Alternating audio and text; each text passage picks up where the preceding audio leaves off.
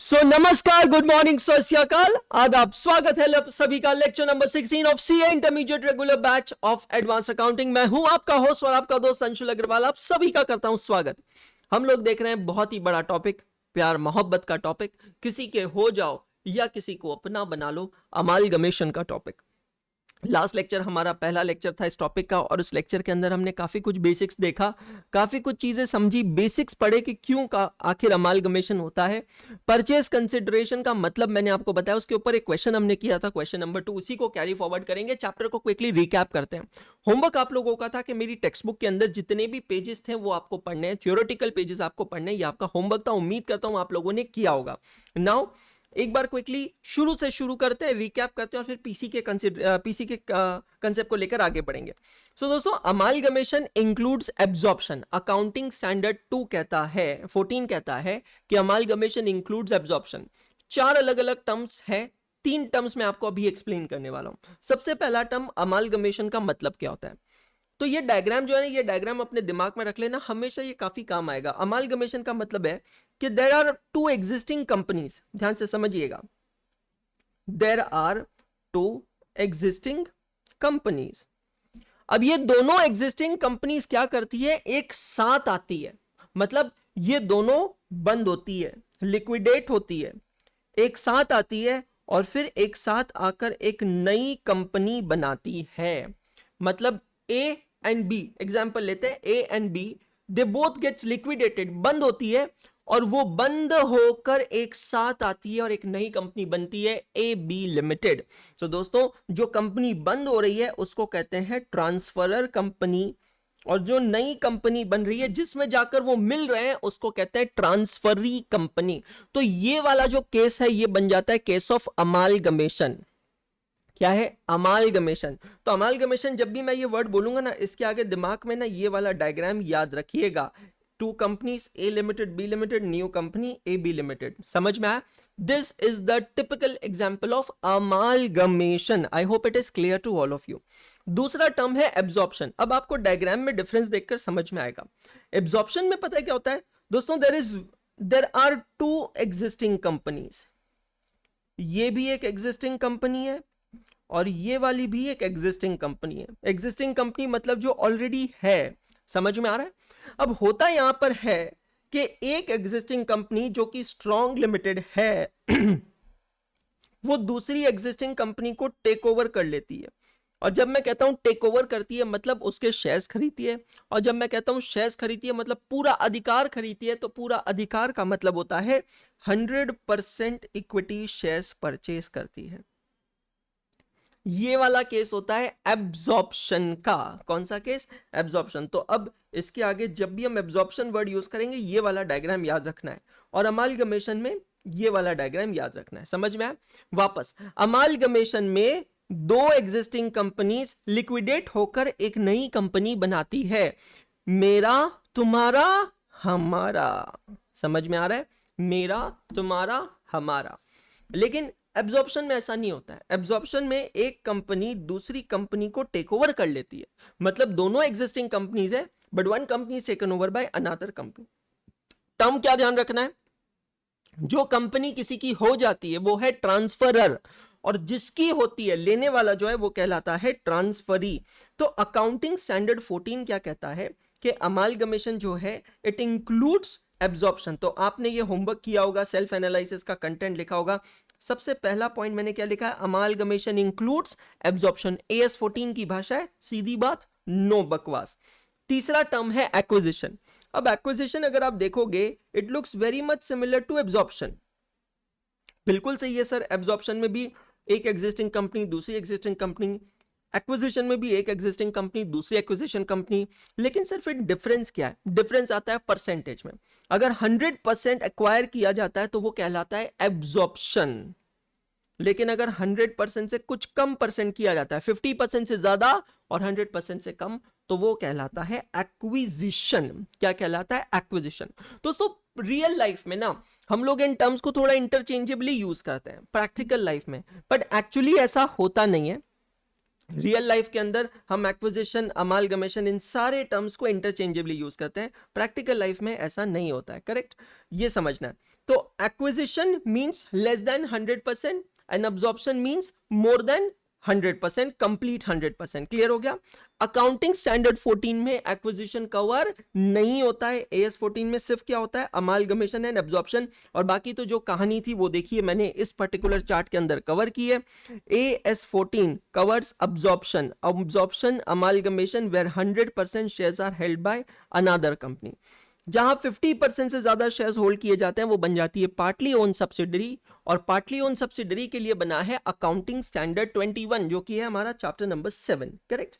चौथा जो टर्म है जिसको हम अभी नहीं समझेंगे, जिस टर्म के ऊपर एक अलग से चैप्टर है, चैप्टर नंबर 3 इंटरनल रिकंस्ट्रक्शन, वहां पर जब हम जाएंगे तब ये चैप्टर हम समझेंगे जिसका नाम है रिकंस्ट्रक्शन। क्लियर हो गया? नाउ परचेज कंसिडरेशन पे आते हैं दोस्तों। परचेज कंसिडरेशन की बात हम लोगों ने की है। परचेज कंसिडरेशन क्या होता है? तो ट्रांसफरी कंपनी, ट्रांसफरर कंपनी की एसेट्स और लायबिलिटीज जो खरीदती है, उन एसेट्स और लायबिलिटीज के बदले जो अमाउंट पे करती है वो कैसे भी पे कर सकती है, उसको कहते हैं परचेज कंसिडरेशन। नाउ ये तो हो गई लेमैन्स डेफिनेशन। अब हम लोग आते हैं as per AS 14 what is the definition of purchase consideration. सबसे पहले पीसी की डेफिनेशन को कहां डिफाइन किया गया? पैरा 3 छोटा जी में। एज पर पैरा 3 छोटा g, purchase consideration means the aggregate value of shares and other securities issued, cash paid and the value of other assets given by transferor company to the share holders of the transferee company. Now this is very important.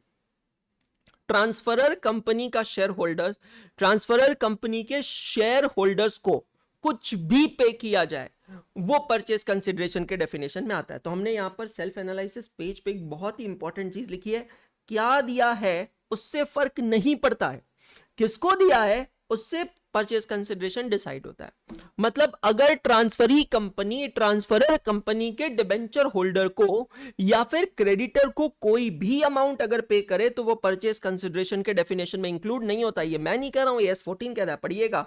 However it should be specifically noted that the amount paid towards the equity share holders and preference share holder is only considered as a part of PC as defined in AS 14. Hence, any consideration paid to debenture holders or creditors shall not form part of purchase consideration. बहुत important चीजें, और आप देख रहे हैं उतनी ही beautifully ये books को मैंने यहां पर बनाया है। समझ में आ रहा है? जो जो इंपॉर्टेंट चीजें हैं उन चीजों को मैंने यहां पर लिख के रखा है। अब दोस्तों परचेज कंसिडरेशन का मतलब तो हमें समझ में आ गया, अपने दिमाग में फिट कर लेना। क्या दिया है उससे फर्क नहीं पड़ता है, किसको दिया है उससे फर्क पड़ता है। मैं अभी यहां पर एक स्टेटमेंट बोलने जा रहा हूं और वो स्टेटमेंट वही लोग सुने जो समझ सकेंगे, जो नहीं समझ सकेंगे वो ना सुने, कान बंद कर ले, ठीक है? If transferee company pays equity shares, preference shares, debentures, cash और any assets to the equity shareholders or the preference shareholders of the transferor company, then it is known as purchase consideration. But if transferee company pays equity shares, preference shares, cash, debentures or any other assets to the debenture holders or to the creditors of the transferor company, then it is not included in the definition of purchase consideration. तो भाई साहब बात बहुत simple है। अगर आप transferee company transferor company के equity share holders को पैसा दो, डिबेंचर्स दो, कुछ तो भी दो, उससे कोई फर्क नहीं पड़ता है, वो परचेस कंसिडरेशन के डेफिनेशन में आएगा। क्योंकि पैरा 3 छोटा जी क्या कहता है, फिर से रिपीट करेंगे सभी मेरे साथ।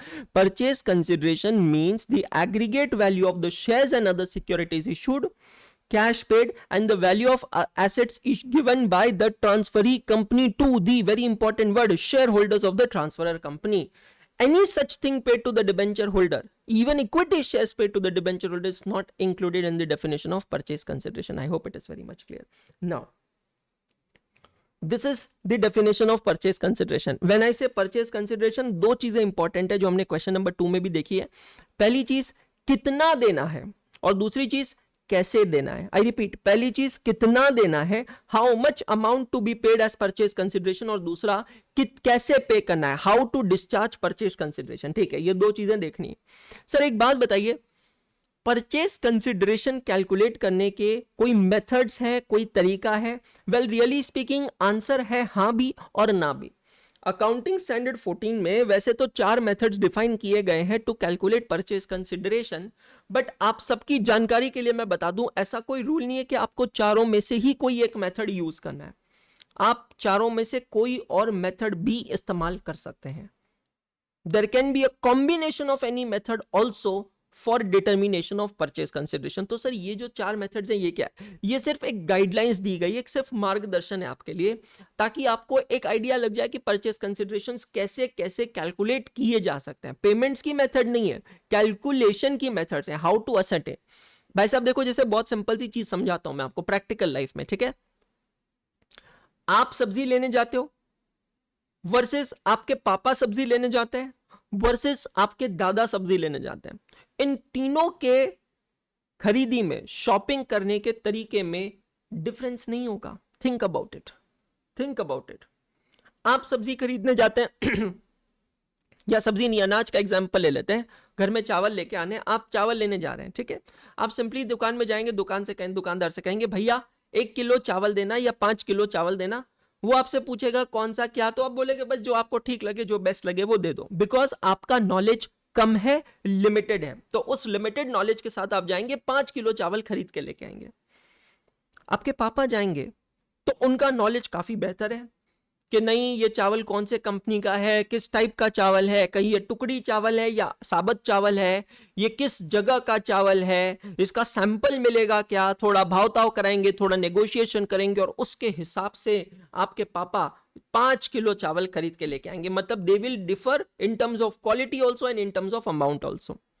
लेकिन वही अगर आपके दादाजी जाएंगे तो हो सकता है वो और भी बेहतर डील लेकर आए।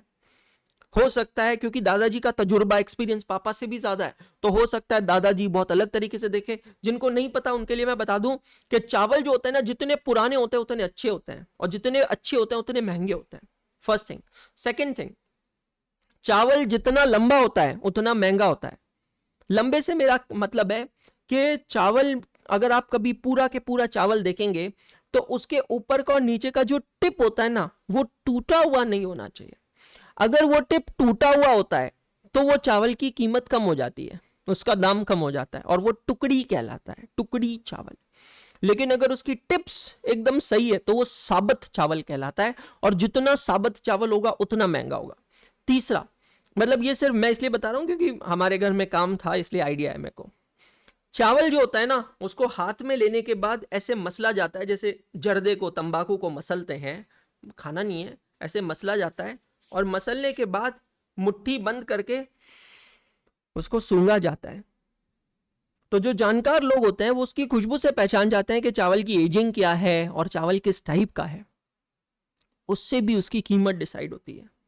तो अब समझना, आपके दादाजी अगर जाएंगे तो प्रोबेबली आपके दादाजी को ये सारी चीजों का एक्सपीरियंस है, और वो जब जाएंगे तो वो और भी बेहतरीन क्वालिटी के चावल लेकर आएंगे और शायद सबसे कम दाम में लेकर आएंगे। तो मैं यहाँ ये कहना चाहता हूं कि परचेज कंसिडरेशन मींस व्हाट, आपने जो दुकानदार को दाम पे किया है टू परचेज चावल, that is known as purchase consideration. लेकिन दोस्त, ये परचेज कंसिडरेशन जो है, ये अलग अलग पर्सन अलग अलग तरीके से कैलकुलेट करेगा, बराबर। अब मैं आपको चावल खरीदने के लिए कोई मेथड तो दे नहीं सकता कि आप दुकान में जाओगे, कभी चावल खरीदोगे, सब्जी खरीदोगे तो ये 3 या 4 मेथड्स ही आपको इस्तेमाल करनी है। आंसर है नहीं, आप कुछ भी इस्तेमाल कर सकते हैं। एग्जैक्टली, बस एग्जैक्टली माय पॉइंट, मैं यही कहना चाहता हूं। वैसे ही अकाउंटिंग स्टैंडर्ड 14 में इवन दो गाइडेंस के लिए 4 मेथड्स दे रखी है, बट ऐसा कोई रूल नहीं है कि आप कोई और मेथड नहीं बना सकते हैं, 5वीं मेथड नहीं बना सकते हैं। हर एक डील अलग होती है। कोई भी डील कभी भी किसी सेट ऑफ लॉ या स्टैंडर्ड के हिसाब से नहीं बन सकती है।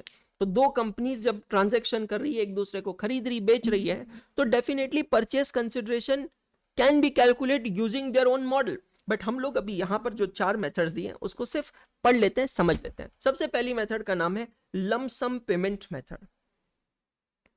लंप सम पेमेंट मेथड मतलब क्या? मैं कोई कैलकुलेशन नहीं करता हूं, एक लंप सम अमाउंट, एक उद्रत अमाउंट बोल देता हूं कि देखो भैया मैं ये कंपनी खरीदना चाहता हूं, मैं ये पूरी कंपनी खरीद रहा हूं, आज से आपकी सारी एसेट्स मेरी, सारी लाइबिलिटीज मेरी, सारा गुडविल मेरा, पूरा स्टाफ मेरा, सब कुछ मेरा, और इन सब के बदले मैं आपको इतना इतना अमाउंट पे कर रहा हूं। Lump sum payment method, check करिएगा, lump sum payment method, check all of you. ये क्लियर हुआ सभी को? Lump sum payment method, check all of you, ये फर्स्ट थिंग क्लियर हुआ? कोई परेशानी?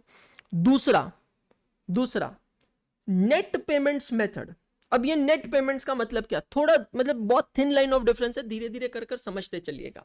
नेट पेमेंट्स मेथड का मतलब क्या, जहां पर मैं नेट पेमेंट निकालता हूं। What is the meaning of net payments? Net payments का मतलब होता है एसेट्स, नहीं सॉरी, नेट पेमेंट्स का मतलब होता है how much amount paid to equity share holders plus preference share holders.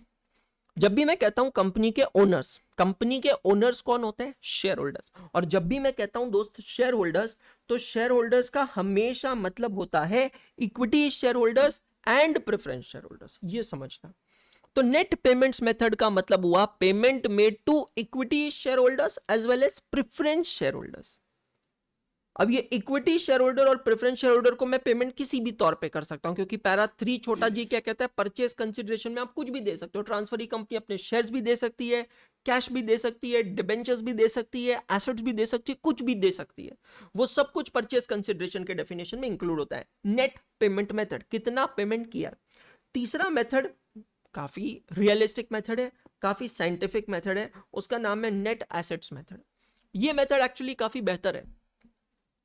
Scientific word मैंने क्यों यूज किया, लॉजिक है उसका।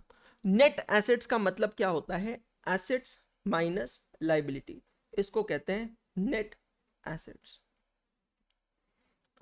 भाई साहब, मैं एज अ बायर जब भी कोई चीज खरीदता हूं तो मैं उसमें से असेसमेंट क्या करूंगा, इवैल्यूएशन क्या करूंगा कि मुझे कितने की एसेट्स मिल रही है, और लायबिलिटी जो मुझे मिल रही है उसका भी तो मुझे पेमेंट करना पड़ेगा, तो कितना कैश आउटफ्लो होगा मेरा।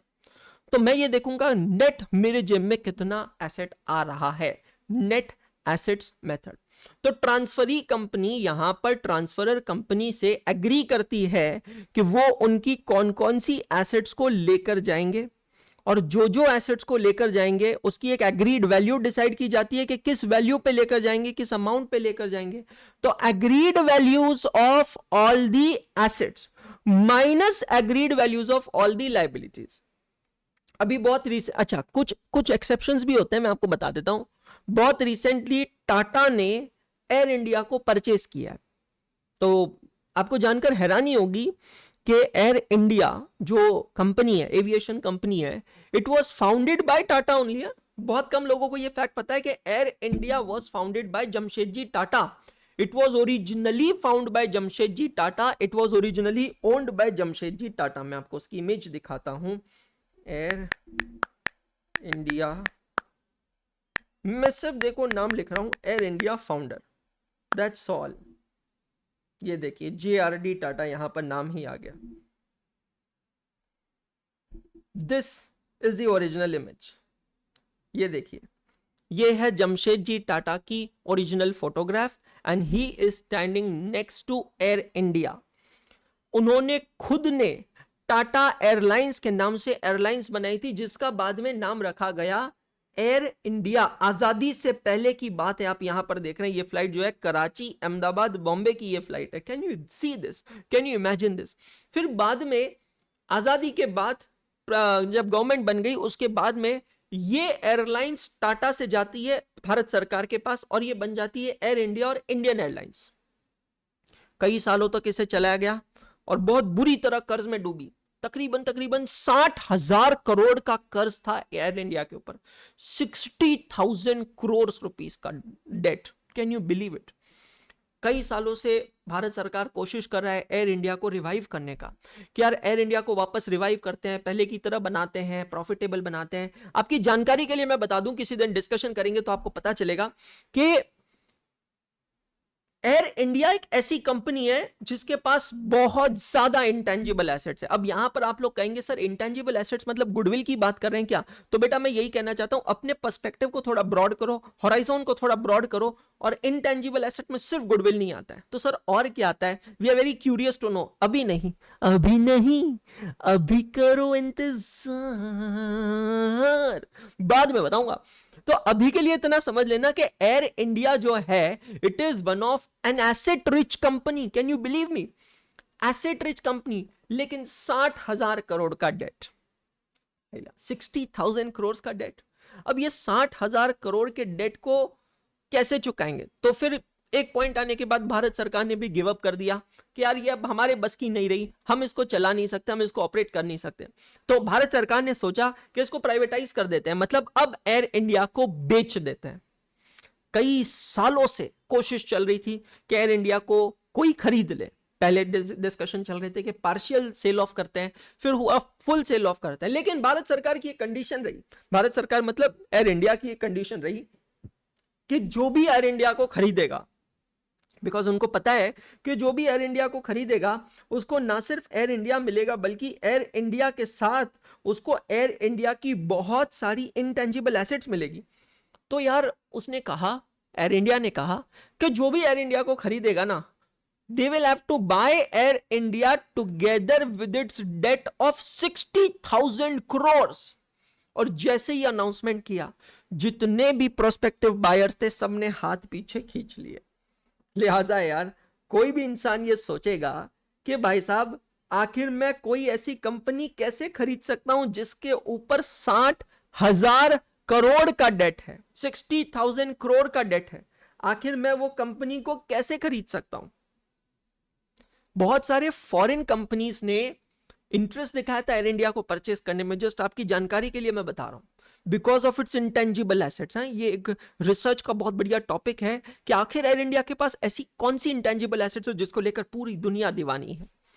लेकिन 60,000 करोड़ का डेट मुझे डे 1 पे दिख रहा है।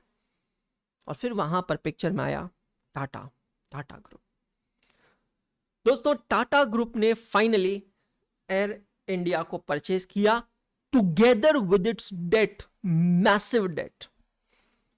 मैं सौभाग्यशाली रहा कि मैं उस फ्लाइट में रहा जो इनकी एक्विजिशन के बाद की पहली फ्लाइट थी। हाँ जी दोस्तों, जिस दिन टाटा ने एयर इंडिया को एक्वायर कर लिया था, ऑफिशियल अनाउंसमेंट हो गया था, उसके बाद जो पहली फ्लाइट थी, मैं उस फ्लाइट में फ्लाई कर रहा था, ट्रैवल कर रहा था। और मुझे अभी भी याद है उस फ्लाइट में पायलट ने अनाउंसमेंट किया था और एक बहुत बढ़िया शब्द कहा था, ध्यान से सुनिएगा, the Maharaja has return back to its home. मतलब एयर इंडिया अब वापस अपने ओरिजिनल ओनर्स के पास आ गया है, और अपना ओरिजिनल ओनर कौन है? टाटा। तो आपको जानकर हैरानी होगी कि आज एयर इंडिया जो है वो टाटा के पास है। लेकिन वो कौन से फैक्टर्स रहे होंगे, वो कौन से एस्पेक्ट्स रहे होंगे जहां पर इस कंपनी ने, टाटा ने एयर इंडिया को टेक ओवर किया, और वो भी इतने सारे डेट के साथ। मैं आपको ये सारी बात पता है क्यों बोल रहा हूं, क्योंकि हम लोग यहां बात करते हैं नेट एसेट्स की। मेरे दोस्त एक बार एक चीज सोच कर तो देख कि टाटा ने जब एयर इंडिया को एक्वायर किया है तो एयर इंडिया फाइनेंशियली सिक है, एयर इंडिया की बैलेंस शीट पूरी तरह डिवास्टेड है, एयर इंडिया पे दुनिया भर का कर्ज है और 60,000 करोड़ का लोन है। मतलब I don't know exact deal details, but हो सकता है कि एयर इंडिया के केस में liabilities are exceeding the assets, possibly yes. फिर भी डील हुआ है और फ्री में तो नहीं हुआ होगा, फिर भी टाटा ने परचेज कंसिडरेशन दिया है। तो अब यहां पर अगर कोई स्टीरियोटाइप बच्चा होगा तो वो कहेगा, अरे नहीं सर आपने गलत पढ़ाया सर, आपने तो बोला था सर के नेट एसेट्स मेथड में अगर एसेट्स माइनस लायबिलिटी फिगर होगा तो ही परचेज कंसिडरेशन होगा। सर टाटा ने एयर इंडिया को लिया, लायबिलिटीज वर मोर देन एसेट्स। सर नहीं नहीं नहीं, उल्टा यहां पर पैसा लेना चाहिए। ऐसे होता नहीं है दोस्त, इसीलिए तो मैंने कहा है कि किताबी ज्ञान अलग है और प्रैक्टिकल लाइफ अलग होती है। टाटा मोटर्स ने या टाटा ने ग्रुप ने एयर इंडिया को परचेस किया है ना, तो उसके पीछे एक बहुत बड़ी सेंटिमेंटल वैल्यू अटैच्ड है, इमोशनल वैल्यू अटैच्ड है, जो शायद हर कोई नहीं समझ सकता, और जो इन फोटोज से यहां पर बहुत ही क्लियरली बयां हो रही है। आप यहां देख सकते हैं, कोई और ग्रुप अगर इस एयरलाइंस को खरीदता था तो वो सिर्फ फाइनेंशियल एस्पेक्ट देखता था, वो सिर्फ क्वांटिटेटिव एस्पेक्ट्स देखता था, लेकिन टाटा मोटर्स ने यहां पर क्वालिटेटिव एस्पेक्ट्स देखकर एयरलाइंस को परचेज किया है। और वो क्वालिटेटिव एस्पेक्ट्स क्या है कि आखिर ये वही एयरलाइंस है जो टाटा ग्रुप के फाउंडर्स मिस्टर JRD टाटा जी ने फाइंड की थी। उनके पसीने, खून पसीने से ये एयरलाइंस खोजी गई है। ये एक इमोशन है, यू आर राइट, ये एक इमोशन है। तो आज आपको जानकर हैरानी होगी कि एविएशन इंडस्ट्री में Tata is one of the biggest in India, I should say soon going to be the biggest in India, क्योंकि टाटा की अब इंडिया में 3 एविएशन कंपनीज हैं। एक का नाम है एयर इंडिया जो पूरी तरह टाटा ओन्ड है, which has huge intangible assets. Number 2 है यहां पर Vistara Airlines, which is a joint venture between Tata and Singapore Airlines. और number 3 है Air Asia, which is another joint venture between Malaysian Airlines and Tata.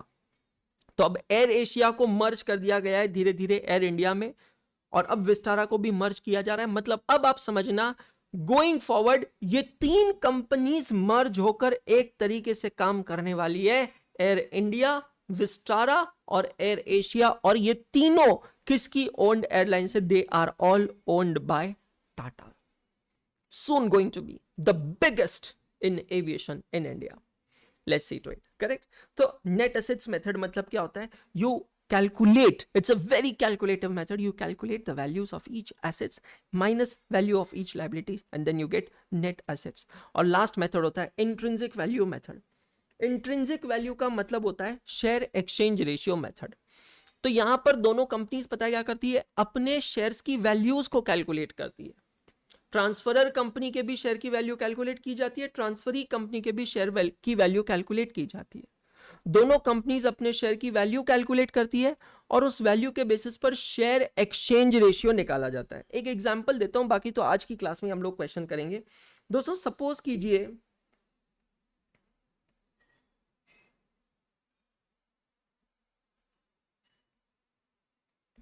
कीजिए transferor, पहले तो अपने दिमाग में इस चीज को क्लियर कर लेना, ट्रांसफरर कौन होता है, ट्रांसफरी कौन होता है। ट्रांसफरर मतलब जो बिक रहा है, ट्रांसफरी मतलब जो खरीद रहा है। तो ट्रांसफरर कंपनी के एक शेयर की कीमत जो है वो है 60 रुपए। ठीक है, मैं यहां पर फेस वैल्यू की बात नहीं कर रहा हूं, मैं यहां पर स्टॉक एक्सचेंज की वैल्यू की बात नहीं कर रहा हूं, मैं यहां पर इंट्रिंसिक वैल्यू की बात कर रहा हूं। इंट्रिंसिक वैल्यू मतलब कैलकुलेटेड वैल्यू, और ये वैल्यू कैसे कैलकुलेट होती है? On the basis of net assets of company. Net assets मतलब एसेट्स माइनस लायबिलिटीज। तो सपोज करिए कैलकुलेटेड वैल्यू आता है ट्रांसफर कंपनी के एक शेयर का 60 रुपए और ट्रांसफरी कंपनी के एक शेयर की प्राइस आती है 120 रुपए। तो अब आप यहां पर शेयर एक्सचेंज रेशियो क्या कहेंगे? Can I say that the share exchange ratio will be 2:1? What is the meaning of 2:1? For every shares, for every 2 shares held in transferor company, transferee company will issue 1 share. मतलब जिस share holder के पास transferor company के 60 rupees के 2 shares हैं, उसको transferee company उन 2 shares के बदले अपना एक शेयर देने वाली है। समझ में आ रहा है? For every 2 shares held you will be given 1 new share. इसको कहते हैं शेयर एक्सचेंज रेशियो। समझ में? तो ये भी हम लोग यहाँ पर देखने वाले हैं। ऑल सेट एंड डन, कभी भी ट्रांसफरर और ट्रांसफरी का मतलब समझ में ना आए, याद ना रहे, तो बस इस फोटोग्राफ को याद रख लीजिएगा। ट्रांसफरर और ट्रांसफरी का मतलब ऑटोमेटिकली याद हो जाएगा। ठीक है, यहां तक आप लोगों को पढ़ना था। उम्मीद करता हूं आप लोगों ने पढ़ा होगा और उम्मीद करता हूं मैं आपको अच्छे से समझा पाया हूंगा। अब आगे बढ़ते हैं हमारे क्वेश्चंस के साथ, कैलकुलेशंस के साथ। करेक्ट, क्वेश्चन नंबर 2 हम लोगों ने किया था लेक्चर नंबर 15 में, आज है लेक्चर नंबर 16। आगे बढ़ते हैं क्वेश्चन नंबर 3 के तरफ। Come on all of you, come to your registers, text book, write down L16, write down page number of your register where you are going to solve this question. Question number 3, छोटा सा question है। आएंगे अपने registers में, heading लिखेंगे question 3/AAA/2.2।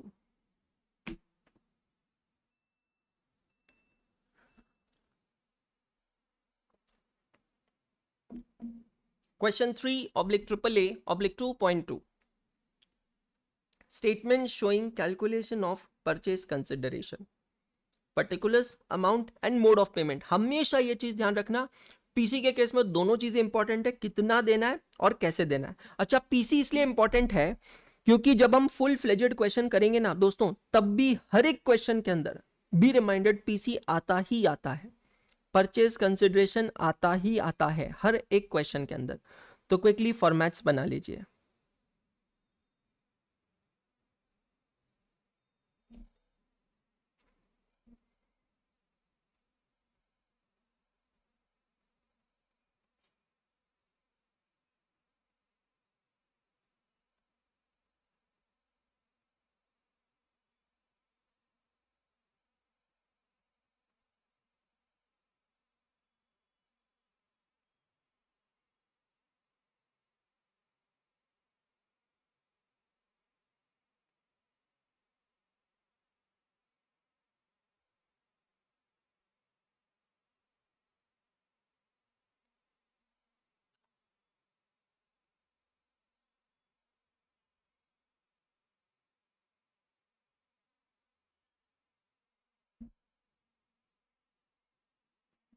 Done.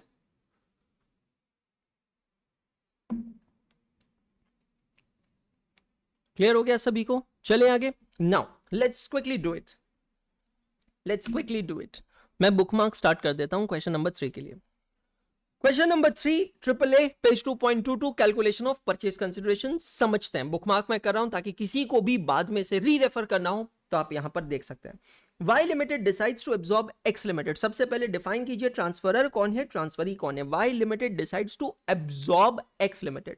Y limited ले रहा है तो Y लिमिटेड है ट्रांसफरी और X लिमिटेड जा रहा है वो है ट्रांसफरर। एब्जॉर्प्शन वर्ड का मतलब सबको क्लियर होगा उम्मीद करता हूं। ऐसा कुछ डायग्राम बनता है एब्जॉर्प्शन का। X limited gives you the following information as on the date of absorption. Net assets है, पीएनएल में डेबिट बैलेंस है। पीएनएल में डेबिट बैलेंस का मतलब क्या होता है, अगर आप चाहें तो खुद के लिए लिख सकते हैं। इसका मतलब होता है एक्यूमुलेटेड लॉसेस, मतलब जो लॉसेस जमा हुए हैं उसको कहते हैं एक्यूमुलेटेड लॉसेस। शेयर कैपिटल का अमाउंट दिया है, प्रेफरेंस शेयर्स का अमाउंट दिया है। अब क्वेश्चन कहता है आगे कि Y limited agrees to take over the net assets of X limited. Y limited agrees to take over the net assets of X limited. The terms of purchase consideration is as follows. Last line पढ़ता हूं सीधा। Calculate purchase consideration to be paid by Y limited and how it will be discharge. दोनों चीजें important है, कितना दिया है और कैसे दिया। कैलकुलेट करते हैं। The terms of purchase consideration is as follows. An equity share in X limited, an equity share in X limited for the purpose of absorption is valued at ₹70.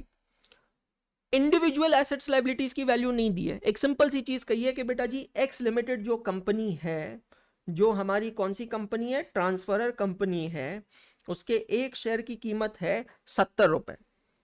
Y Limited shall issue equity shares at a value of ₹120 each for the equity shareholders of X Limited. अब इस line का मतलब क्या? Y Limited shall issue equity shares. क्या दिया है, कितना दिया है और कैसे दिया है। कैसे दिया है वो यहां पर दिया है। Y Limited कैसे दे रहा है, खुद के इक्विटी शेयर्स दे रहा है। तो Y Limited X Limited के इक्विटी शेयर होल्डर्स को उनके इक्विटी शेयर्स के बदले खुद के इक्विटी शेयर्स दे रहा है, जिसकी वैल्यू है ₹120 each for the equity share holders of X limited. मतलब ये लाइन पढ़कर अगर आप क्लियरली समझोगे ना तो एक चीज समझ में आएगी, 1:1 रेशियो में। किस रेशियो में? 1:1 रेशियो में। वापस पढ़िएगा। An equity share in x limited for the purpose of absorption is valued at ₹70 each. Okay. Y Limited shall issue equity shares at a value of 120 each for the equity shareholders of X Limited. अब ये 1:1 है या क्या है? मेरा सवाल यहां पर ये है, how much should be the purchase consideration payable to the equity shareholder of X Limited? दो theories of school यहां से निकल कर आ रही है। कंफ्यूजन होगा, थोड़ा सा होना भी चाहिए। अगर कंफ्यूजन हो रहा है शुरुआती दौर में, इसका मतलब है आपका दिमाग चल रहा है। कंफ्यूजन नहीं हो रहा है मतलब दिमाग नहीं चला रहे हैं आप लोग। दो थ्योरीज ऑफ स्कूल निकल के आ रही है कि सर हमें करना क्या एग्जैक्टली। अगर आप ऊपर बैलेंस शीट देखेंगे तो बैलेंस शीट देखकर आपको पता चलेगा कि जो कंपनी है एक्स लिमिटेड, उसके टोटल 3000 इक्विटी शेयर्स हैं। तो क्या हम 3000 इक्विटी शेयर्स के बदले 3000 इक्विटी शेयर्स दे रहे हैं? Is this what the question is trying to say, कि 3000 इक्विटी शेयर्स के बदले 3000 इक्विटी शेयर्स दिए जा रहे हैं? या फिर सर ये क्वेश्चन कुछ और कह रहा है? क्या ये क्वेश्चन ये कह रहा है कि हमें 3000 शेयर्स की वैल्यू निकालनी चाहिए? ध्यान से सुनना, हमें 3000 शेयर्स की वैल्यू निकालनी चाहिए और उस वैल्यू को हमें इक्वेट करना चाहिए। What do you think guys, with the very limited knowledge what ever you have, what do you think is the correct answer? क्या लगता है आपको? It is the correct answer. Old syllabus के study material का question है। ये question दोस्तों आप लोगों के स्टडी मटेरियल में नहीं है। बहुत ही सिलेक्टेड क्वेश्चन लेकर आया हूं और ट्रस्ट मी, आप लोगों को ये क्वेश्चन का एक्सपीरियंस कभी नहीं मिलता था अगर आप मुझसे नहीं पढ़ते थे तो, या ये बुक से नहीं पढ़ते थे तो। What do you think? Old syllabus का स्टडी मटेरियल का क्वेश्चन है, यहां का नहीं है। बिल्कुल जितना भी आपको नॉलेज है, जितनी भी आपकी अंडरस्टैंडिंग है, उसके बेसिस पर आपको क्या लगता है what should be the correct answer of this question? How much, मेरा सिंपल सवाल है और again it's not a test और anything, how much amount is payable? Okay, Kushal Bagadia का है sir, Y limited will give 1750 equity shares of 120 each. Okay, the equity shares are received. Shraddha, answer बहुत incomplete है, समझ में नहीं आ रहा है। Be very specific and be very clear. जैसे कुशल ने आंसर दिया, please be very specific and very clear in giving the answer. Value निकाल कर देखेंगे। Okay, that's good.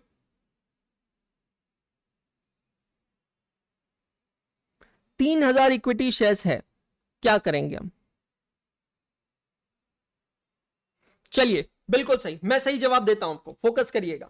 हम सबसे पहले यहां पर देखेंगे कि भाई साहब कहीं पे भी सेंटेंस लिखा है क्या कि Y limited will give 1 equity share for each equity share held by the share holder of X limited? Answer है नहीं। ऑब्वियसली सर, दोनों का ऐसा हो ही नहीं सकता, क्योंकि वाई लिमिटेड का जो एक शेयर है ट्रांसफरी कंपनी का, सर वो 120 रुपए का है। हम 70 रुपए की चीज लेकर 120 रुपए की चीज थोड़ी ना दे सकते हैं। तो हम यहां पर क्या करेंगे, फोकस करिए और मेरे साथ कैलकुलेट कीजिए। सबसे पहले purchase consideration payable to equity share holder of Y limited, समझ में आ रहा है? X limited, sorry. Purchase consideration payable to equity share holders of X limited. Sir कैसे निकालेंगे? सिंपल है बेटा जी, आप एक्स लिमिटेड के 3000 इक्विटी शेयर्स ले रहे हैं और एक शेयर की कीमत है 70 रुपए, ₹70 पर इक्विटी शेयर। तो 3000 इंटू 70, यहां पर परचेज कंसिडरेशन की वैल्यू होती है 2,10,000 रुपए। दो चीजें इंपॉर्टेंट है, कितना देना है और दूसरा कैसे देना है। चलिए, आप मॉड्यूल देख रहे हैं, मैं मॉड्यूल को हटा देता हूं। मैं आपको ओल्ड सिलेबस का मॉड्यूल दिखा रहा था, आप यहां देख रहे हैं 2,10,000 रुपीज फॉर इक्विटी शेयर्स। तो दो चीजें इंपॉर्टेंट है, कितना देना है और कैसे देना है। तो 2,10,000 कितना देना है, कैसे देना है, आंसर लिखेंगे अब आप। अब एक शेयर है 120 रुपए का, तो 2,10,000 डिवाइडेड बाय 120, मतलब यहां पर आप कितने इक्विटी शेयर्स इशू करेंगे? 1,750 equity shares of Y limited of rupees कितने का है? फेस वैल्यू दिया है, यहां पर फेस वैल्यू दिया है, ये यहां पर ऊपर एक्स का फेस वैल्यू दिया है 100 रुपीज। हम मोटा मोटी अज्यूम कर सकते हैं वाई का भी 100 ही होगा। Of ₹100 at ₹120 each. समझ में आ रहा है? 3000 इक्विटी शेयर है दोस्तों एक्स के, एक शेयर को आप 70 रुपए पे वैल्यू कर रहे हैं। मॉड्यूल अभी आप लोगों ने देखा है, मतलब वर्थ कितनी होगी? 2,10,000 रुपए, करेक्ट। अब ये 2,10,000 रुपए का परचेस कंसिडरेशन आप डिस्चार्ज कैसे करेंगे? डिवाइड करेंगे इसको ₹120 पर equity share of Y limited. Y limited का एक शेयर जो है उसकी वैल्यू है 120 रुपए। तो कितना देना है? 2,10,000 रुपए। और कैसे देना है? By giving 1750 equity shares of Y limited of ₹100 at ₹120। Check all of you. Clear हो गया? चलो next, Y limited agrees to pay 60,000 for cash payment to preference share holders. शाबाश, मैटर ही खत्म। इक्विटी शेयर होल्डर्स को equity shares दिए और preference share holders को क्या दिया और कितना दिया? Preference share holder of X limited, preference share holder को 60,000 रुपीज पे किया और वो भी कैश में पे किया। 60,000 रुपीज पेड इन कैश। खत्म, आंसर खत्म। What is the amount of purchase consideration mamma mia? It is 2,70,000। ये सिर्फ प्रैक्टिस क्वेश्चंस है गाइस, सिर्फ और सिर्फ प्रैक्टिस क्वेश्चंस है। 2,70,000 is the amount of purchase consideration. Check all of you.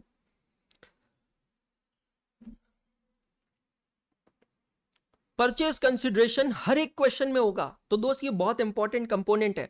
मतलब जो फुल फ्लेजेड क्वेश्चन भी आएंगे अमालगमेशन के, उसमें भी परचेज कंसिडरेशन रहेगा।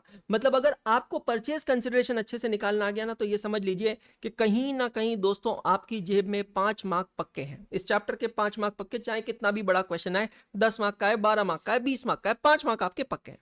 अगर पीसी आ गया तो चेक कीजिएगा, हो गया।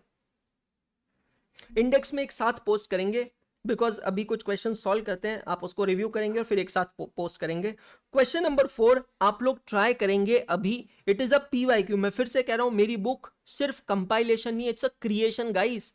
आप देखिए, हमने सेकंड नंबर क्वेश्चन जो सॉल्व किया था वो आपके नए सिलेबस के स्टडी मटेरियल का इलस्ट्रेशन नंबर 1 था। फिर मैंने अभी तुरंत आपसे ओल्ड स्टडी मटेरियल का इलस्ट्रेशन नंबर 3 सॉल्व करवाया, जो कभी भी आपकी पहुंच में नहीं आता था, क्योंकि ऑब्वियसली आप इतने रिसोर्सेज मेंटेन नहीं कर सकते हैं। अब देखिए मैं आपसे क्वेश्चन नंबर 4 करवा रहा हूं, जो कि इंटरमीडिएट ओल्ड सिलेबस का दिसंबर 2021 का पीवाईक्यू है, पेपर नंबर 5 एडवांस्ड अकाउंटिंग का, आप लोगों के सामने। ठीक है, चलिए आप लोग इसको कोशिश करेंगे, ट्राई करेंगे सॉल्व करने की। कम ऑन ऑल ऑफ यू, मैं आप लोगों को इसके लिए देता हूं 8 मिनट। Go for it. 8:50 तक आपको इसे सॉल्व करना है। मैं यहीं पर हूं, कहीं नहीं जा रहा हूं। Solve this question in next 8 minutes.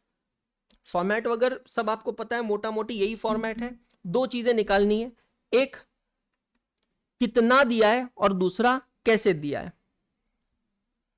कोई बात नहीं नींबू जी, अब बाद में देख लीजिए, नो प्रॉब्लम नींबू जी।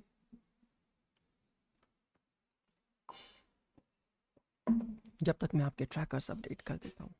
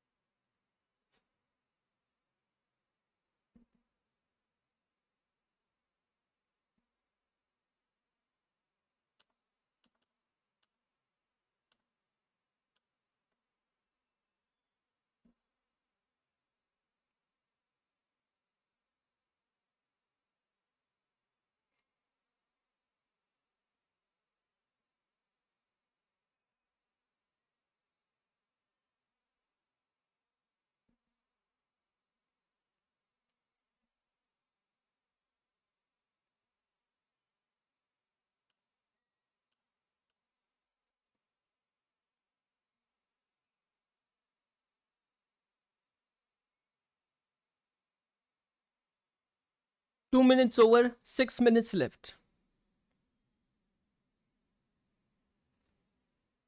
बिल्कुल बेसिक चीजें अभी तक आप समझो, कोई फॉर्मूला नहीं है, कोई कैलकुलेशन नहीं है, बिल्कुल बेसिक दिमाग चलाना है, कितना लिया है और कितना देना है, दैट्स ऑल।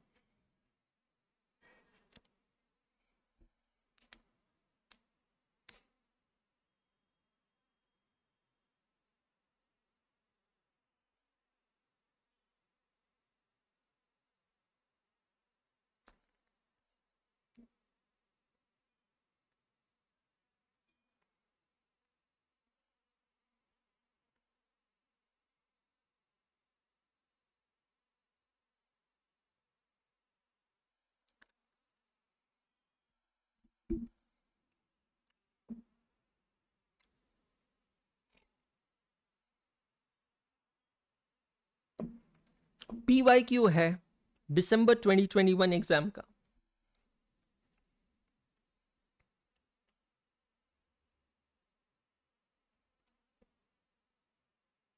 कितने मार्क्स का मैं चेक करके आपको अभी बताता हूं। 5 मार्क का क्वेश्चन है, question number 1D।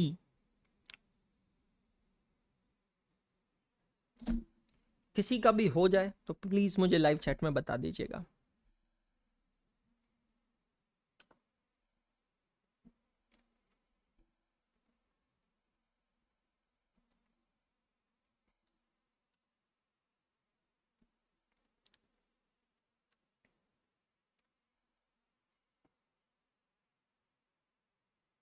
Four minutes over, 4 minutes left. 4 minutes over, 4 minutes left. धीरे धीरे करके हमको इस पोजीशन पे आना है ना दोस्त, कि परचेस कंसिडरेशन हम कैलकुलेटर पे निकाल सके।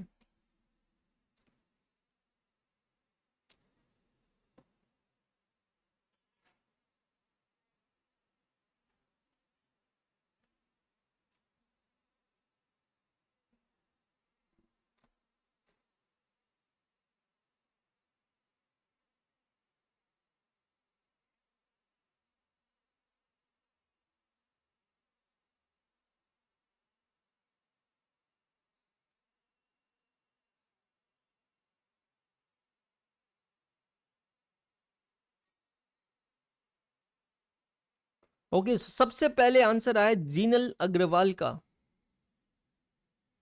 Very good Jinal, that's the correct answer. Very good, really proud of you, very good. Waiting for others to calculate answer. Please calculate fast. You have last 3 minutes. 3 more minutes.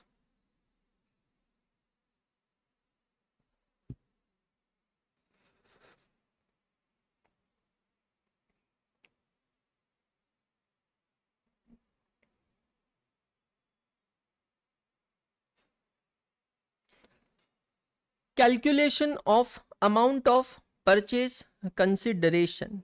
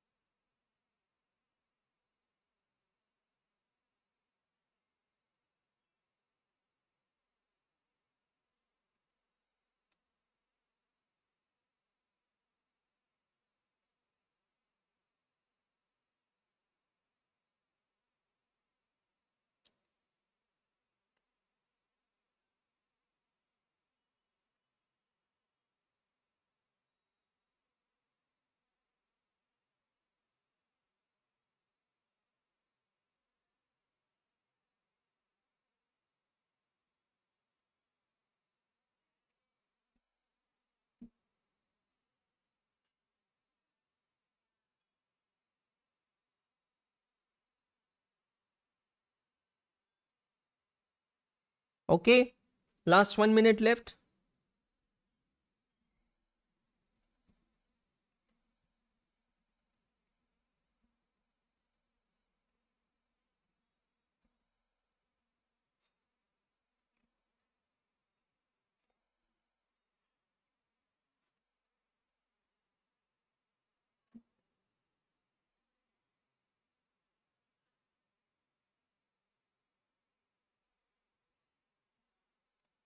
Last 30 seconds left.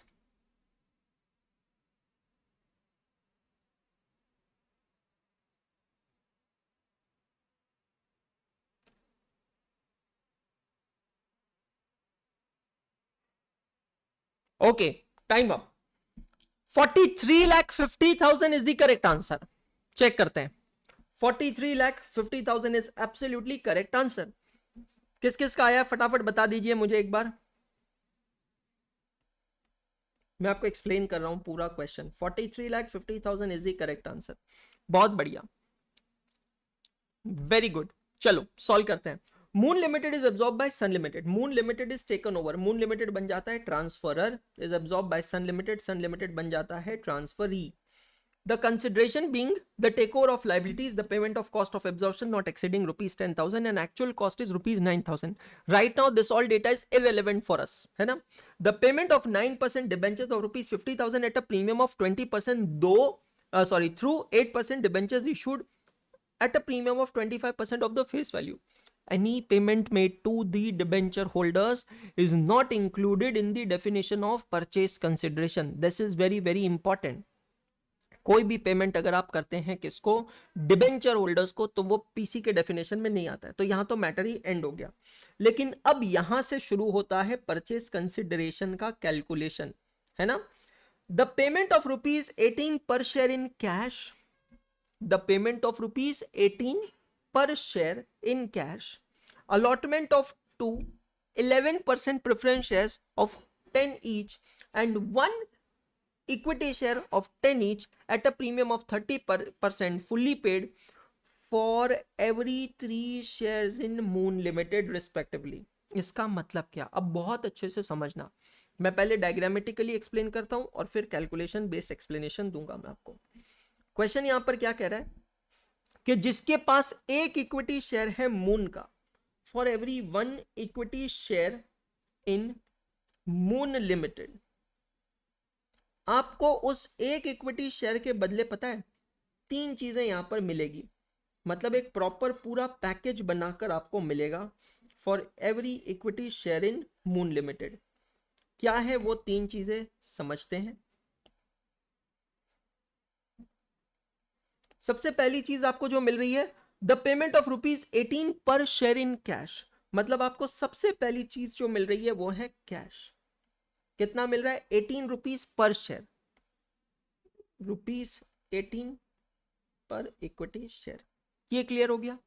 उसके बाद आगे पढ़िएगा, क्या लिखा है?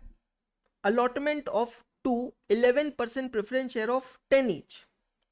दूसरी चीज आपको क्या मिल रही है? 11% प्रेफरेंस शेयर कौन सी कंपनी के मिल रहे हैं? सन लिमिटेड के, ऑफ सन लिमिटेड ऑफ ₹10। ये भी क्लियर हो गया। तीसरी चीज आपको क्या मिल रही है? पढ़िएगा, and 1 equity share of 10 each eight a premium of 30%। ₹10 का शेयर, 30% प्रीमियम, ₹10 पे 30% प्रीमियम मतलब ₹3, मतलब ₹13 पे इशू होगा। And 1 equity share of 10 each eight a premium of 30%, मतलब एक इक्विटी शेयर आपको मिलेगा। एक सेकेंड, 11% प्रेफरेंस शेयर कितने मिलेंगे? 2 11% प्रेफरेंस शेयर, मैं वो 2 लिखना भूल गया।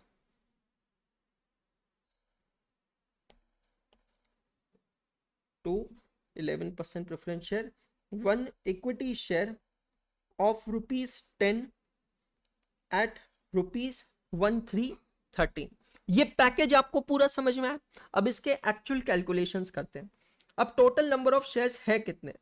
The number of shares of the vendor company, vendor मतलब सेलर, सेलर मतलब ट्रांसफरर, ट्रांसफरर मतलब मून, इज 1,50,000 शेयर्स। तो टोटल नंबर ऑफ शेयर्स कितने हैं दोस्तों? 1,50,000 इक्विटी शेयर्स हैं मून के। ठीक है, अब हम उनको ये तीनों चीजें पे करेंगे। सबसे पहले उनको कैश कितना पे करेंगे बेटा जी? कैलकुलेट कर लेते हैं। 1,50,000 इक्विटी शेयर, और हर एक शेयर पे हम ₹18, ₹18 की कैश पे कर रहे हैं। तो 1,50,000 इंटू ₹18, ये होगा 27 लाख रुपीस। चेक करिएगा कितना होगा? 27 लाख रुपीस, चेक करिएगा। दूसरा, हम सबको 2-2 प्रेफरेंस शेयर्स दे रहे हैं, तो 1.5 लाख इक्विटी शेयर्स पे हम सबको 2-2 प्रेफरेंस शेयर दे रहे हैं, तो इंटू 2, और एक प्रेफरेंस शेयर है ₹10 का, into 10। I you getting my point? वापस एक्सप्लेन कर रहा हूं। टोटल 1,50,000 इक्विटी शेयर्स है मून के, हर एक इक्विटी शेयर होल्डर को हम 2 प्रेफरेंस शेयर्स दे रहे हैं, तो उसको मैं मल्टीप्लाई करूंगा 2 से, तो मुझे मिलेंगे टोटल 3 लाख प्रेफरेंस शेयर्स, और एक शेयर है बेटा जी ₹10 का, मतलब उसका कंसिडरेशन कितना होगा? चेक कीजिएगा, 30 lakh rupees. Check all of you, consideration will be 30 lakh rupees. Check all of you, ये भी क्लियर हो गया। तीसरा, for every equity share we will give 1 equity share of 10 at ₹30। तो 1.5 लाख इक्विटी शेयर है, एक शेयर पे एक इक्विटी शेयर, और एक शेयर की वैल्यू कितने रुपए बेटा जी? ₹10 मत बोलना, ₹10 तो फेस वैल्यू है। दे कितने में रहे हैं आप? फॉर 3 शेयर्स, 3 लिखा है क्या? अच्छा, for every 3 shares held in Moon limited, एक second, 1 equity share at a premium of this for every 3 equity shares held in Moon limited. वापस पढ़ लेता हूं। The payment of 18 per share in cash, allotment of 2 11% preference share, and 1 equity share at a premium of 30% for every 3 shares held. Okay, you are right, you are right। उसको मैं यहां पर divided by 3 करूंगा, उसको भी divided by 3 करूंगा। You are absolutely correct, not a problem. For every 3 shares held, तो 1,50,000 divided by 3 multiplied bye 2, मतलब 1 लाख इक्विटी शेयर ₹10 पे 10 लाख रुपए के आप प्रेफरेंस शेयर्स देंगे। बिल्कुल सही है, बढ़िया। और इक्विटी शेयर्स कितने देंगे? 1.5 लाख इक्विटी शेयर है, डिवाइडेड बाय 3 मल्टीप्लाइड बाय ₹13, मतलब 6,50,000 रुपए। बहुत बढ़िया। Therefore total purchase consideration will be ₹43,50,000। check all of you।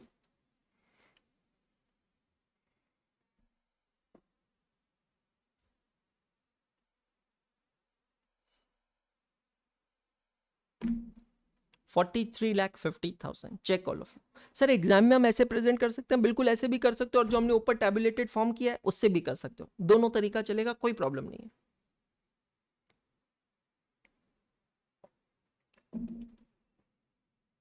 पांच मार्क का PYQ है, 5 मार्क का PYQ है। कोई भी क्वेश्चन हो, परचेज कंसिडरेशन की कैलकुलेशंस तो बनेगी बनेगी दोस्तों, चेक कीजिएगा सभी जने।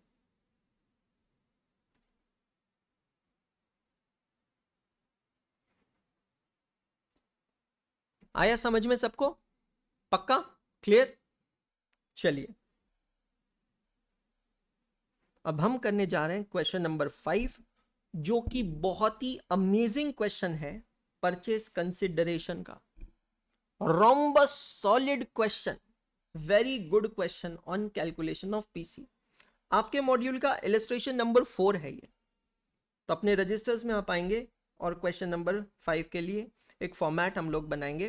पहले आप हेडिंग्स लिखेंगे क्वेश्चन 5/AAA/2.23। फ्रेश पेज से चालू करें, कंजूसी ना करें, क्योंकि ये पिछले 2 क्वेश्चन की तरह छोटा सा क्वेश्चन नहीं है, थोड़ा बड़ा क्वेश्चन है।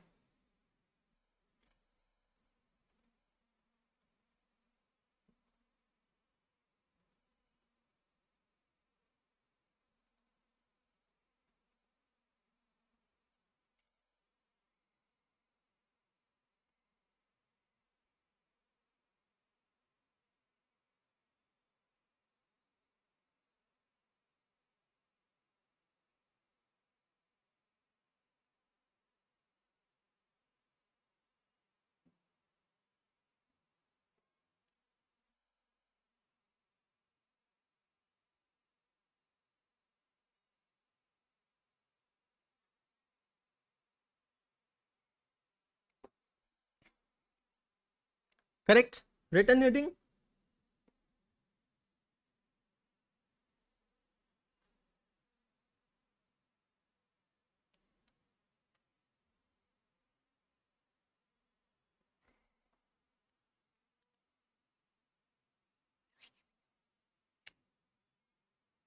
चले आगे, करें शुरू?